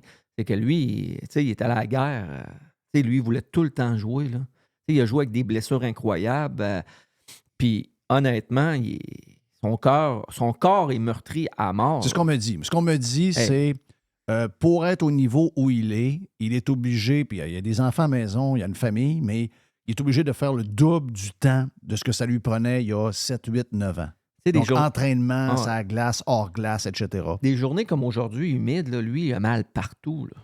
Il a mal dans les doigts, il a mal dans le dos, il a mal dans les épaules, il a mal dans les genoux, il a mal partout. Là. C'est pas le fun. Lui, il avait joué avec des poumons perforés de mémoire. En série. Il y a 2 ans ou 3 ans des playoffs. Ouais. Non. Lui, là, le monde qu'ils ont joué avec, ils ont tous dit, lui, là, une blessure, il joue avec ça. Puis il a joué avec beaucoup de blessures dans sa carrière. Mais tu sais, à long terme, ça, c'est néfaste. Ouais.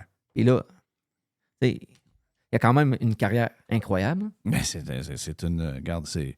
Moi, si, mettons, j'aurais voulu être un joueur de hockey dans la vie, c'est Patrice Bergeron. Tu veux être comme humain, comme joueur, comme leader. C'est impressionnant.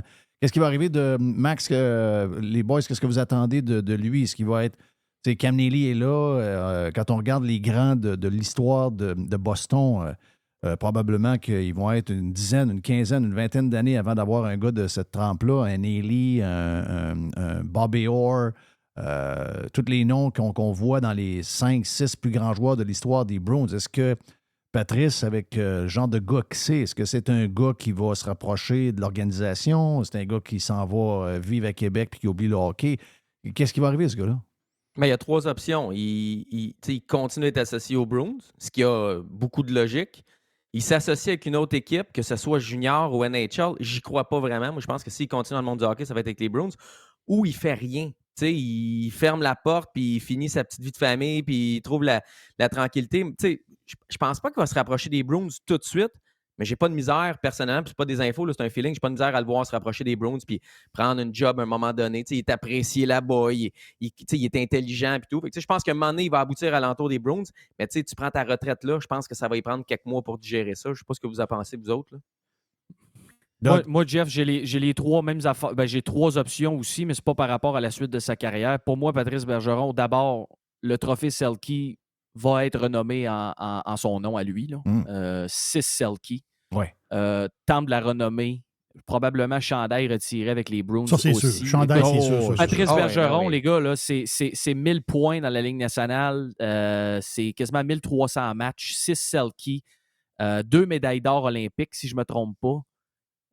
Moi, c'est un de mes idoles que j'ai grandi avec, vraiment, voir ce gars-là évoluer. Puis il n'y en a plus beaucoup. Je pense qu'ils ont cassé le moule. Je pense vraiment qu'ils ont cassé le moule. Puis je dis casser le moule. Sur la glace, on va probablement en revoir d'autres. Mais le package au complet, le package Patrice Bergeron. Moi, c'est niaiseux. Juste le fait qu'il a fait toute sa carrière à Boston. Ouais. Moi, ça, aujourd'hui, je trouve que c'est ça. C'est tellement plus important pour beaucoup de gars. Puis dans d'autres époques aussi, mais il y en avait moins. Mais tu sais, il a passé toute sa carrière. Il n'y a pas eu. Tu sais, même Raymond Bourque allait faire un tour au Colorado pour être sûr d'avoir une coupe. Je trouvais ça bizarre. Ça m'avait comme. Je trouvais que ça ne fitait pas.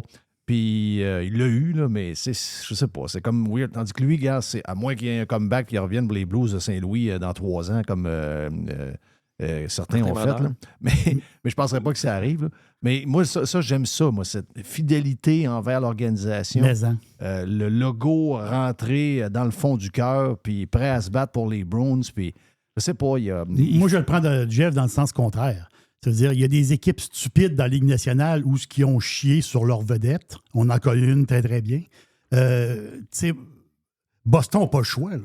C'est-à-dire, en réalité, là, l'organisation des Bruins n'a pas le choix. Là. C'est-à-dire, ce gars-là, il faut qu'il soit dans l'organisation à jamais. C'est-à-dire, à Montréal, c'est pas chic, là, à Montréal. Là. On s'entend-tu? Là? Guy Lafleur a été mis de côté, puis après ça, les anciens ont été mis de côté, puis après ça, Patrick Roy, non, on n'a pas tellement de besoin. Ça veut dire, il y a des équipes stupides, comme le Canadien, puis il y a des équipes intelligentes. Moi, je pense que Boston, ils vont le garder. Là. Ouais. Moi, on a fait de la place à Régent Hall. Il faut que tu fasses attention. Moi, j'étais dans le trafic pour aller voir les Red Sox quand il a annoncé sa retraite. Là. OK. Dans le stade, il y a eu un délai de pluie. La game a commencé genre en 9h moins quart. Oui. Tout le monde parlait de ça. Ouais. C'était comme là-bas, c'est un gros morceau. C'est un Bostonnais. Là. Puis nous autres, moi, j'ai une rumeur. Bostonnais. Moi, j'ai une rumeur. On a un premier remplaçant dans notre ligue. Là. OK. Et c'est le premier qui va venir remplacer dans notre ligue. Parce qu'il n'y a pas de place. Pogne-toi pas avec. Là, non, mais il n'y a pas de place dans notre ligue. Là. Moi, j'ai la clause grand-père. OK, Il y en a 2, 3. T'as une clause grand-père. Ouais, mais c'est important pareil. Si tu me dis qu'il joue dans la Ligue cet hiver, Ouais. ça veut dire qu'il reste à Québec. Oui, il reste. C'est le projet. Nous, on a un petit site qu'on discute, là. C'est notre premier remplaçant cette année. Parce que Pas pire joueur de centre. Je sais qu'il est au... site qu'on discute. Il est au lac. Dans le Claude Grand-Père. Il est au lac là-bas. Il a comme sa résidence là-bas. Mais c'est quand même assez loin parce qu'il est au bout du lac. Mais tu es capable de payer le gaz, là? Non, je sais bien, mais c'est juste moins pratique quand tu as des enfants, tout, puis s'ils jouent au hockey, là, tu comprends? En hiver, on n'est pas dans le Massachusetts, on est vraiment dans le pôle Nord. Mais là, il est en train de se bâtir une maison, là. Il est en construction d'une maison, mais je sais pas où. OK. Parce que je sais que l'année passée, il a fait une offre sur une maison pas loin d'ici. Ben, le gars qui chicane le hot dog, là, puis il y a le stationnement à Neuville.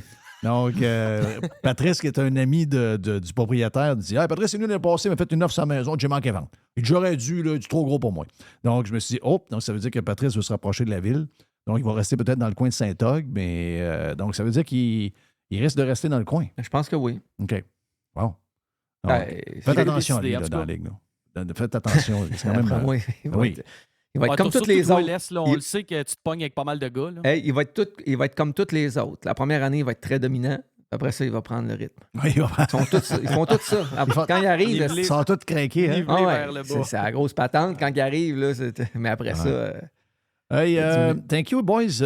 Quoi de neuf à part ça de votre côté? Juste savoir, y a-t-il d'autres choses que le hockey qui vous a intéressé cet été? Max, Dodd, Les, y a-tu je sais pas moi, le soccer, Messi à Miami, je sais pas moi, y a-tu des affaires qui vous ont marqué outre le hockey? Ça, je vous l'avais collé pareil, ce shot-là. Oui. Je le compte des fois, puis je m'impressionne moi-même parce que je le croyais pas, lui.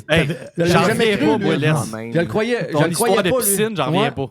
Je le croyais pas, ce gars-là. Là. Mais non, ça se peut pas, il a acheté 2 étages. T'avais un scoop qui valait plusieurs milliers de dollars. Pour vrai, là. Mais Jerry, écoutez cette semaine, puis il dit c'est une ligue faible. Là. Mais soit dominant de même, c'est une ligue faible, parce que c'est pas, il est pas... Il n'est pas son top. Il n'est pas au top de sa carrière. Là. Il y a au moins 8 à 10 chances de compter par match. Là. Il y a 7 buts en 4 games. C'est une équipe pas bonne, puis là, ils sont devenus dominants. Mais l'important, c'est que c'est un bon show. Peu importe que la ligue soit... Le show. C'est ça que Jerry dit, c'est un le show. Les estrades sont pleines. Puis mon joueur, moi, là... Oh, excuse-moi. Non, mais tu sais, vous dites ligue faible, là. Tu le sais, là, chaque pays a une ligue de soccer. En Europe, ils ont fait le classement des ligues récemment, là, c'est tout récent. Puis la MLS, c'est la 29e au monde. Wow. C'est pas la 4e, c'est pas la 6e, c'est la 29e. Ouais. Fait que tu sais, c'était le meilleur joueur au monde, même s'il a ralenti, il débarque puis il fait ce qu'il veut. Mais je pense qu'on est tous impressionnés à quel point il est trop fort pour la ligue. On savait qu'il serait bon. Mais là, ça n'a même pas rapport. Là. 2 buts par match, puis que comme tu dis, plusieurs chances de marquer par match. Il marque sur coup franc comme il marquait dans ses belles années. Il marque de loin, il marque de proche. Je veux dire, c'est vraiment impressionnant. J'ai juste hâte de le voir jouer à Montréal. T'sais, ça va coûter une fortune y aller, mais je vais être là pareil. T'sais, CF Montréal, c'est cool. Ils sont gentils. C'est des bons petits gars à part Romel Kyoto. Mais ils ne peuvent pas jouer contre Messi. Ça, je veux dire, Mathieu Chouanière, je l'aime. Là. Il est super cool avec mon kid quand on le croise. Là.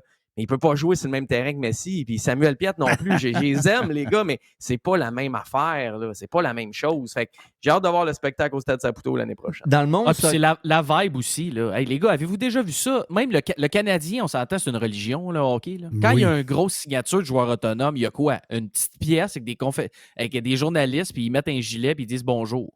Messi, ils ont rempli le stade. Là. Puis ils mouillaient des cordes. Là. Non. Ils ont rempli le stade, ils mouillaient des cordes, puis le monde Messi embarque sur le stage, ça crie, ça capote bien raide. C'est la folie complète. Là. Mais l'autre affaire dans le monde du soccer qui m'a flabbergasté, c'est mon joueur. Lui, c'est mon joueur aujourd'hui. Ben, Dieu le sait, on écoutait le championnat du monde ensemble. C'est Kylian Mbappé. Il a refusé 1 milliard. Hey, Chris, ça n'a pas de bon sens. Là. En Arabie Saoudite, 1 milliard. Il a refusé, lui.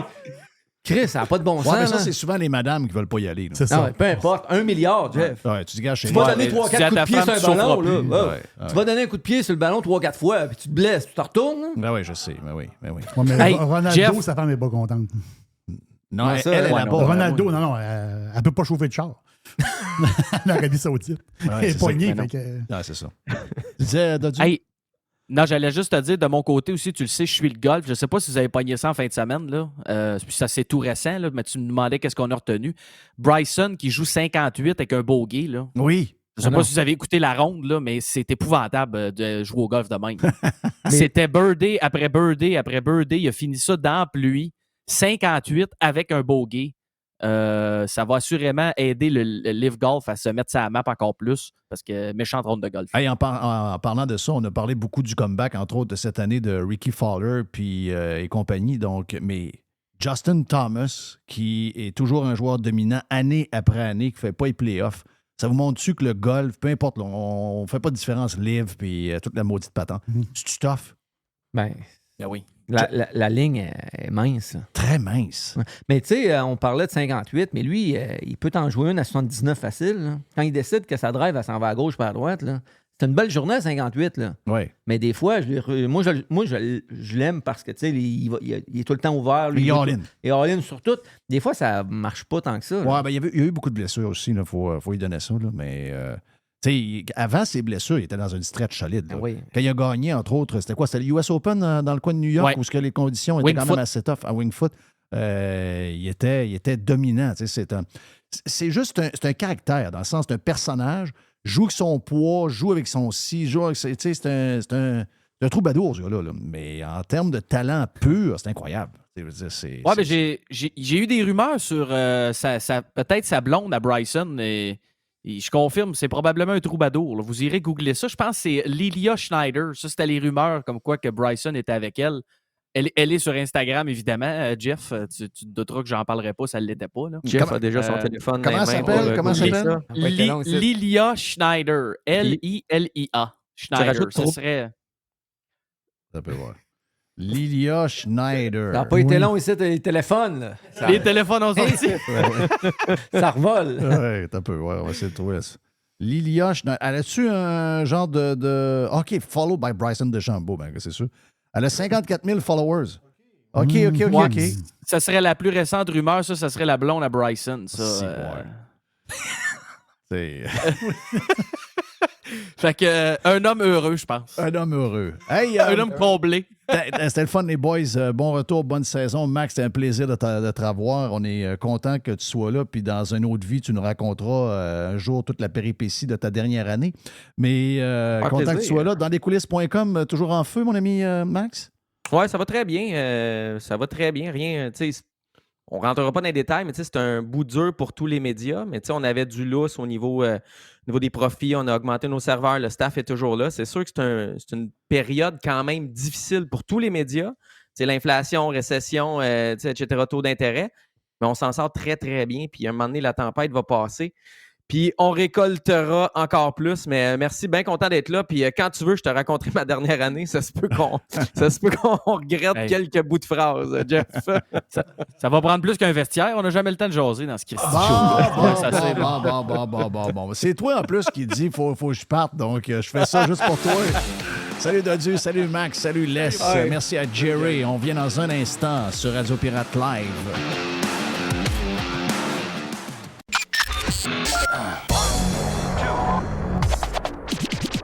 I love it. Listen. Radiopirate.com. Radiopirate.com. Radio Pirate. Radio Pirate. Radiopirate.com.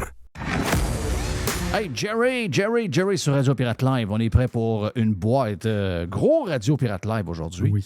Avec le vestiaire. Nick était en feu, montrer comment on se fait fourrer. Moi, quand je parle avec Nick, il me fâche. Toutes ces histoires, toutes les patentes qui sortent, l'info qui sort, ils viennent me faire pogner les nerfs, c'est l'enfer. Mais garde. Il y a de l'abus, là. Ah, il y a de l'abus. On se fait abuser. Comment tu dis? Il travaille fort, pareil, à contribuer. Depuis qu'il est là. Il travaille très fort. Il fait aussi bon job. Oh oui, c'était carrément. Vraiment, vraiment, vraiment bon. Il est très bon, Nicolas. Hey, qu'est-ce qu'on a dans la boîte, Jerry? J'ai quelque chose de triste en partant. C'est le ministère des anciens combattants. Puis ça m'a touché quand j'ai lu ça. C'est encore une histoire de potes? Exactement. Ouais. Les anciens combattants, ils se font rembourser le cannabis médical, là. Mais la demande, attends un peu, là. Là, tu es en 2022. 2022, ça fait pas longtemps quand même. Là on était on était à quoi? 154 millions. Là, ça va monter dans 2 ans ou 3 ans, ça va monter à 300 millions de dollars de potes qui va être remboursés de cannabis aux anciens combattants. Jeff, attends un peu, là. Attends une minute, là. Je peux pas croire, regarde, je peux pas croire que les gars passent leur journée pour maîtriser ce qu'ils ont en dedans d'eux autres, les démons, les problèmes qu'ils ont. Je peux pas croire que tout ce qui leur reste, c'est de fumer du pot à journée longue. Là. C'est-à-dire, je peux pas croire ça. Là. C'est quand même décourageant. Le ça. pire, parler avec des gens qui sont proches de ceux qui ont trouvé ça comme solution, et ça l'aide à rien. On a pensé ça. Là, on pense que ça calme comme les nerfs, ça calme, et ça te fait oublier. Peut-être au début, mais à la longue, on sait les effets pervers du pot à la longue, devient un peu parano. On dirait que ça amplifie le problème que tu voulais régler au début. Donc, pour beaucoup de monde qui sont proches, ça a été un mauvais chemin. C'était une solution facile qui semblait régler des patentes au début, mais à moyen et long terme, c'est extrêmement néfaste pour ces gens-là qui ont besoin. On a comme essayé de régler le problème. Peut-être que pour bien du monde, ça fait leur affaire de fumer du pot à longueur de journée. Ça, je sais qu'il y en a qui ça fait leur affaire, mais comme société, on a voulu régler un problème assez complexe à régler avec une solution très simple. C'est ça. C'est ça qu'on a fait. Comme on le fait sur plusieurs affaires. On prend toujours des solutions simples. On va lui donner un peu de pot, on va lui donner un peu d'argent, puis regarde, il va s'organiser. On a fait ça avec beaucoup de groupes, beaucoup de gens qui avaient besoin, puis ça n'a jamais bien fonctionné. Non, c'est une très mauvaise nouvelle. Aujourd'hui, un petit peu de boursicotage. Moi, j'aime ça, un petit peu de boursicotage. J'adore ça. J'ai toujours eu ça un peu dans l'âme. Il y a une chaîne que tout le monde connaît, Tim Hortons. Tim Hortons, c'est énorme, Tim Hortons. Ils sont rendus à 5660 restaurants. Tim Hortons, ça appartient à l'Empire Restaurant Brands. Donc, Burger King, Tim Hortons sont mariés, tout le monde le sait. Après ça, le Popeye Chicken, puis il y a des sous-marins là-dedans, etc. Mais la face, c'est que les résultats sont sortis aujourd'hui. C'est incroyable, là. En ce moment, le stock de Tim Hortons, de Restaurant Brands, le stock est à son haut à vie au moment où on se parle. En bourse. Quand tu penses à ça, en ce moment, là, Jeff, là, c'est le comeback de Tim Hortons. À un moment donné, on se disait, le café, telle affaire. Le monde, il va-tu encore chez Tim? Ah ouais? Le monde va beaucoup chez Tim. Peut-être que votre Tim à côté de chez vous, vous trouvez que c'est plus tranquille un peu. Mais la face, c'est que Tim Hortons, c'est international. Et, c'est pour ça que je t'en parle, j'étais à l'aéroport de Malaga. J'arrive le matin. Mon avion était de bonne heure le matin. Et je passe la sécurité, je marche. Je tombe sur un Tim Hortons. À Malaga? À Malaga, ouais, dans l'aéroport. Non, j'en revenais pas. Puis là, j'ai demandé au gars, j'ai dit, voyons, quelque chose qui marche pas, là. T'as un peu, là. C'est le retour à la maison, là. Les beignes, là, toute la patente, là. Les beignes, le café, un vrai Tim, là. Un vrai Tim. C'est comique de voir ça. Puis le gars, il dit, oui, c'est le 6e qui est ouvert en Espagne. Puis ils veulent en rouvrir d'autres. Puis là, je dis, attends. Il y a des Tim Hortons qui rouvrent en Espagne. Y a-tu d'autres Tim Hortons? Il y en a un peu partout. Mais en Europe, il y a 50 Tim Hortons en Angleterre. Et là, il y a une offensive majeure en Espagne.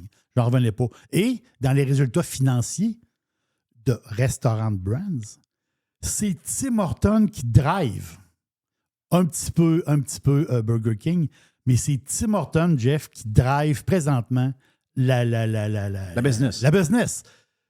Qui aurait dit ça il y a 3-4 ans? Tu dis, ah non, Tim, c'est comme Pépère un peu, telle affaire, c'est comme Pépère. Non. Là, c'est plus. Il peut peut-être avoir un petit passage à vide à un moment donné, mais Tim Hortons est en ce moment, le stock en bourse est à son haut à vie, à la seconde où on se parle. C'est quand même assez capoté. Hier, moi, j'aime ça du tennis. Moi, j'aime ça écouter le tennis. Puis là, c'est commencé, là, le tennis au Canada. Donc, l'Omnium Banque Nationale, on a les filles à Montréal, On a les gars à Toronto, puis ça change année après année. Hier, j'ai écouté une game. Venus Williams. Jeff. Elle n'a pas arrêté, elle? Non, ben c'est sa sœur. OK, c'est Serena qui est arrêtée. C'est Serena qui est arrêtée. Venus, elle joue encore. Mais Venus est rendue à 43 ans. Ouais. Je te le dis, là. L'autre fille, c'est une joueuse moyenne, quand même. Là, une bonne joueuse, mais pas... je te le dis, là. J'en écoute du tennis, là. Je pense que c'est le pire game de tennis que j'ai écouté de ma vie. Là. Ouais. Je l'ai écouté. Là, à un moment donné, ma blonde a dit, ouais, mais elle dit, si la game est épouvantable, elle dit, pourquoi tu l'écoutes? Non, c'est ça, chérie. Je l'écoute parce que je veux voir où est-ce que ça va aller. Là. Inimaginable.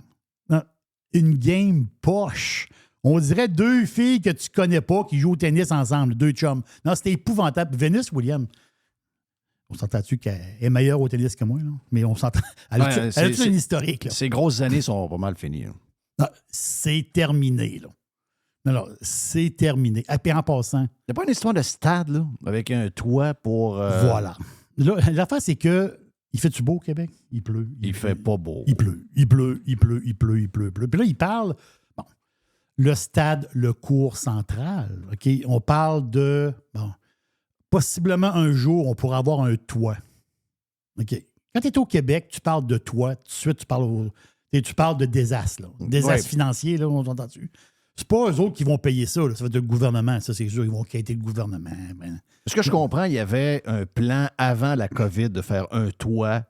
Parce que c'est très drôle, le boss de l'aluminium, il dit, c'est un toit, là, il dit, parce qu'il mouille souvent, mais il dit surtout aussi avec les chaleurs extrêmes. Les chaleurs extrêmes au mois d'août. Là, il dit, le toit, ça va être pas tellement pour la pluie. Ça va être plus pour la chaleur extrême. Ben voyons donc. Il joue à Miami, pas de toit, à fin mars. Fin mars, Miami, le soleil est pas mal, c'est pas mal là que ça se passe. Le soleil est là. Mais oui. Le soleil est là. Bâtissez pas un toit pour le soleil. Là. Ça veut dire, c'est sûr qu'à un moment donné, ils vont demander du cash. Ça c'est garanti. Quand ils vont re-signer, je pense qu'il faut qu'ils re-signent pour plusieurs années. C'est sûr que quand ils vont re-signer, ils vont demander du cash pour un toit. Puis le toit qui coûtait, genre, je sais pas moi, 25 millions de dollars il y a 4 ans, est rendu à 100 millions de dollars pour le même fucking roof. Oui. C'est sûr. Puis ça, c'est sur papier. Oui. Rendu au bout, parce qu'on parle d'un toit rétractable. Ah, comment? Non, une patente, là. Non, t'as peu, là. Ça va être il y a une twist, ici, là. Là, il y a l'affaire. Hey. ça, c'est capoté. Moi, là, je suis en attente de voir la bataille entre Elon Musk et Mark Zuckerberg. Vous donnez des claques à la gueule. Go Elon. Voilà. Elon Team. Oui. Je sais pas, il y avait une rumeur qui disait qu'elle allait se mettre dans une cage. Ouais.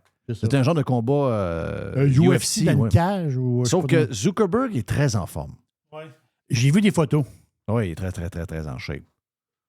Ouais. Il est en shape, puis il est plus jeune. Oui. Il est plus petit? Oui. Il est beaucoup plus petit que Musk, mais Musk, même s'il s'entraîne avec Georges Saint-Pierre et une couple de gars. Mais là, pas Georges, mais Musk, il est magané en plus. C'est ça l'affaire. C'est que on pensait que la bataille, on pourrait l'avoir possiblement. Il parlait peut-être de septembre, octobre. Mais là l'affaire, c'est qu'Elon Musk, il va avoir une chirurgie dans le haut du dos, à la base du cou. Je ne sais pas trop qu'est-ce qu'il y a. Donc, peut-être que ça pourrait retarder la bataille. Donc, je ne sais pas s'ils vont fixer plus tard. Moi, j'ai hâte de voir ça, tu ne peux pas savoir. Moi, Avais-tu écouté, toi, le combat de boxe Justin Trudeau avec le sénateur?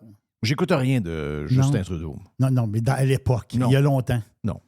Ça fait très longtemps de ça. Trudeau, il était député dans ce temps-là. Ouais, mais il était aussi niaiseux qu'aujourd'hui. Je comprends. Mais c'était le fun, ce combat-là, pour une chose. Quand tu le réécoutes, le combat, Trudeau contre l'espèce de sénateur conservateur, écoute la première moitié du combat, après ça, ferme. Écoute plus non, parce que Trudeau gagne la game. Écoute la première moitié. Trudeau en mange une tabarouette. Ah oui? Oh oui, non, c'est écouté. Des claques à la gueule, un en arrière de l'autre. Mais comment ça qu'il a perdu? L'autre s'est essoufflé. Ah. L'autre, il ne s'est pas gardé de la réserve. Trudeau s'est fait frapper la première partie du combat, puis après ça, il est remonté. Donc, si vous écoutez un jour ce combat-là en reprise, écoutez à moitié. Vous allez être satisfait. Vous allez... Hey, je pige dans la boîte, là. Je touche à toutes sortes de patentes, là. Le iPhone 15. Avez-vous le goût de vous acheter un téléphone? Non. Non, OK. Alors, j'ai le goût de rien acheter. Moi, si je peux plus acheter quelque chose pendant 5 ans, je vais être heureux. Là. Même que je n'achète rien, où il y a de l'argent qui sort de mes poches. Non, oui, c'est ça. Alors, je suis plus capable d'acheter. Là. Arrêtez. Là. Mais moi, je suis en mode, justement, j'ai pris ta technique, Jeff. Ce que j'achète, c'est la dernière affaire que j'achète. Oui, c'est fini après. Tu coupes ça là. Terminé. C'est exactement. Je me suis acheté une porte. C'est ma dernière porte. Si tu plates, acheter une porte. Oui. Je me suis acheté un auto, un char. C'est le dernier char. Oui. Moi, je suis de même, là. C'est fini. La blonde a trouvé ça tannant un peu quand je dis ça, mais c'est vrai. Moi, j'ai dit il y a 3 ans des jeans. Ouais. OK. Il y a 3 ans. Il y a 3 ans. Ouais, c'est mes dernières jeans. OK. Là, c'est ta blonde qui les achète. Oui, c'est encore. Oui. C'est ça. Non, ma blonde, elle me dit des fois, tu serais dû des jeans. Non, c'était mes dernières. Non, c'était dernière. Ouais. Exactement ça. iPhone 15 il va être présenté le 13 septembre. Je t'en parle pour une chose, parce que c'est sûr que aujourd'hui, les téléphones, c'est peut-être un petit peu plus boring que c'était. Tu sais, avant ça, on l'attendait après ça. Là. C'est des affaires provoquées, ça. Le nez dans la vitrine, puis on l'attendait là, que le nouveau téléphone sorte. Là. Et à un moment donné, là, ça passe un peu plus. Je sais, Apple, il y a des... Apple a fait des petites affaires louches des fois. C'est pas vrai, là, des histoires. Là. Ouais, il manque de téléphone, mais il ne manquait pas de téléphone. Il y a des bateaux bien pleins. Ah, les gens font la file. Oui, parce que là, il faut avoir notre téléphone avant Noël. Oui. Donc, ça presse. Oui, ben oui. Puis après ça va être des commandes. Ben oui. Là, le monde s'énerve. Oui. Puis le monde y va. Mais bizarre, il ne manque pas de téléphone. Ben non. Donc, iPhone 15, 13 septembre, qui va être présenté, disponible le 22, je pense, septembre. L'affaire, c'est que, j'en parle pour ça, j'allais glisser un petit mot un matin. La prise, c'est la prise USB-C. C'est fini le Lightning. Là. La prise qu'on a présentement, là, c'est terminé. Là. L'écran, un petit peu, l'écran va changer. Là. La bordure de l'écran va être encore plus mince. 30% plus fine. Ça veut dire quoi? Quand vous allez avoir votre téléphone dans votre main, c'est comme si tu avais un écran. C'est comme si tu n'avais pas un boîtier en réalité. C'est vrai que le feeling est assez capoté. Et à gauche de votre téléphone, vous avez des boutons. Donc, le bouton pour monter, baisser le son. Mais l'autre bouton sourdine, là, il finit. Ça ne sera plus le bouton sourdine, ça va être le bouton action. Ils vont l'appeler comme ça. Donc, le bouton action, tu vas pouvoir personnaliser la fonction de ce bouton-là.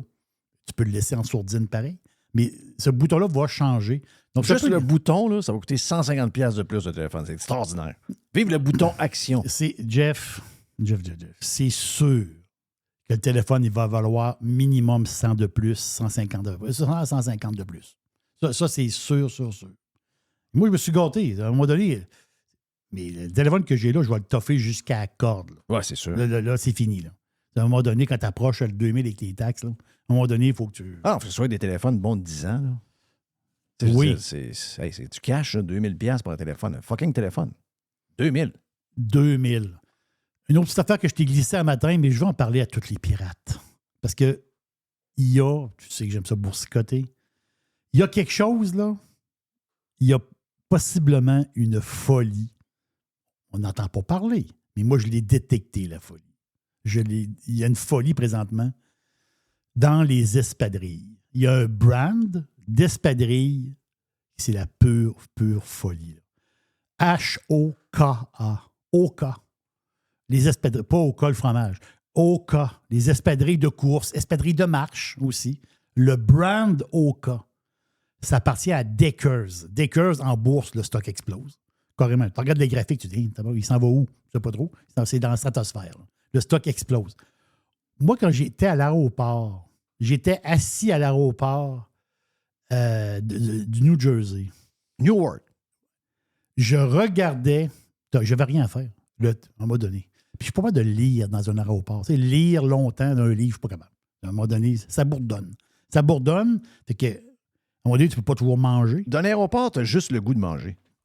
Tu as juste ça dans la tête. Tu as juste ça dans la tête. Manger, boire, manger, boire. Je vais aller chercher une petite bouteille d'eau. Ben oui, une bouteille d'eau, 5 piastres US. Bol. Ah oui, un petit point de pizza. OK, un petit telle affaire. Non, ça n'arrête pas. Là. Je suis d'accord avec toi. Surtout qu'ils ne vendent pas cher. Oui, c'est pas cher. Non, c'est pas cher du tout. La banane. Ouais, mais ils s'organisent, ça soit bien montré en plus. C'est des belles places. Oui. La bouffe est alléchante. Là, c'était le fun. Il y a une place qui vendait des yogourts, des bananes, des pommes, des oranges. Boring. À un moment donné, Christophe, tu vas pas manger juste des frites. Là. Ah, OK. Là, je dis, je vais m'acheter une banane. Mais j'ai pensé à toi quand je l'ai acheté. Une banane, elle t'en venait à quoi, 3 piastres? 3,5. Et si boire. Ça, c'est du profit, là. OK. La main de banane, t'as peu. Quand vous allez au supermarché, regardez la main de banane qui est là. Oui. Imagine-toi, à 3 piastres et demi à banane US. Oui. Payé en vente.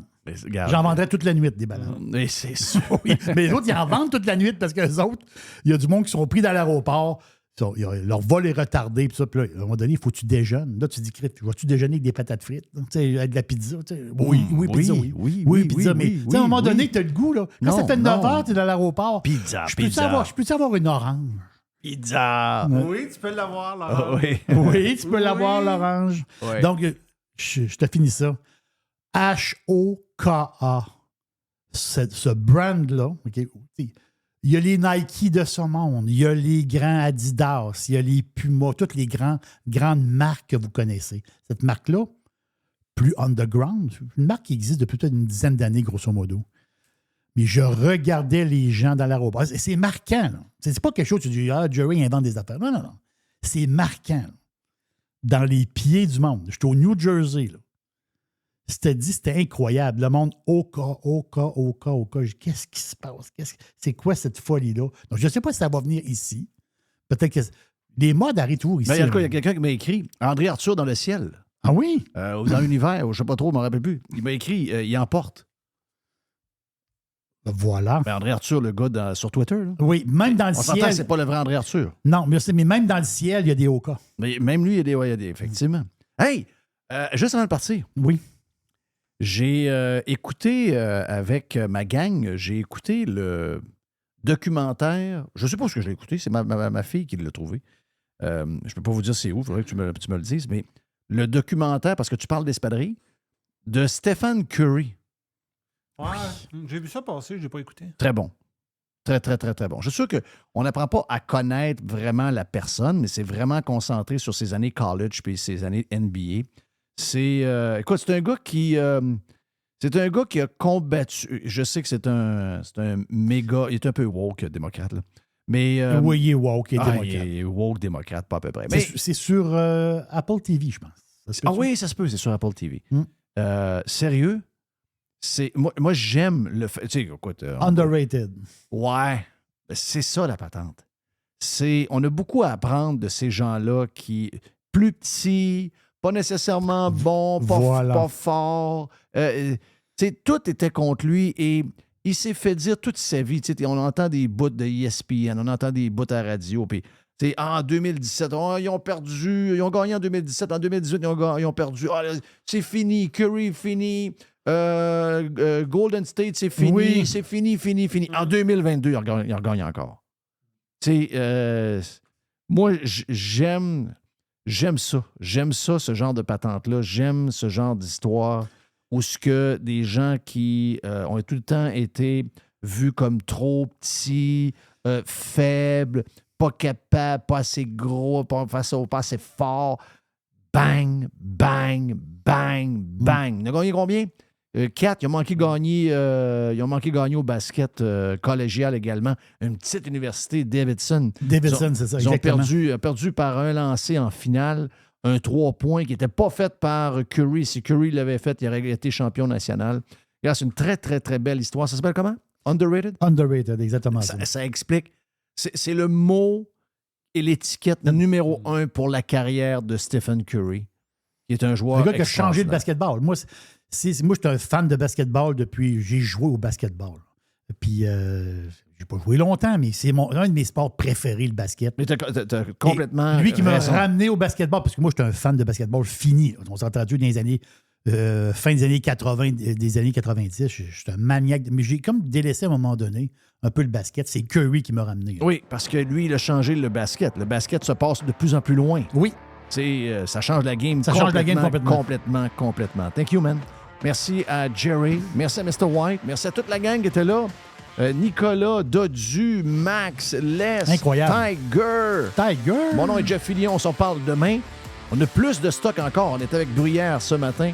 On a fait un super de Radio Pirate Prime. Si ça vous tente de vous abonner puis devenir membre, faire partie de cette famille-là, qui est une famille de pirates anyway, eh bien, vous allez sur radiopirate.com et vous écoutez tous les podcasts de la même manière sur Spotify ou l'application préférée que vous aimez pour vos podcasts. On est parti. Puis on s'en parle demain, parce que demain, c'est le milieu de la semaine. Et bientôt, on lance le week-end avec Jerry l'aubergiste pour la première fois de la saison. On s'en reparle. See ya!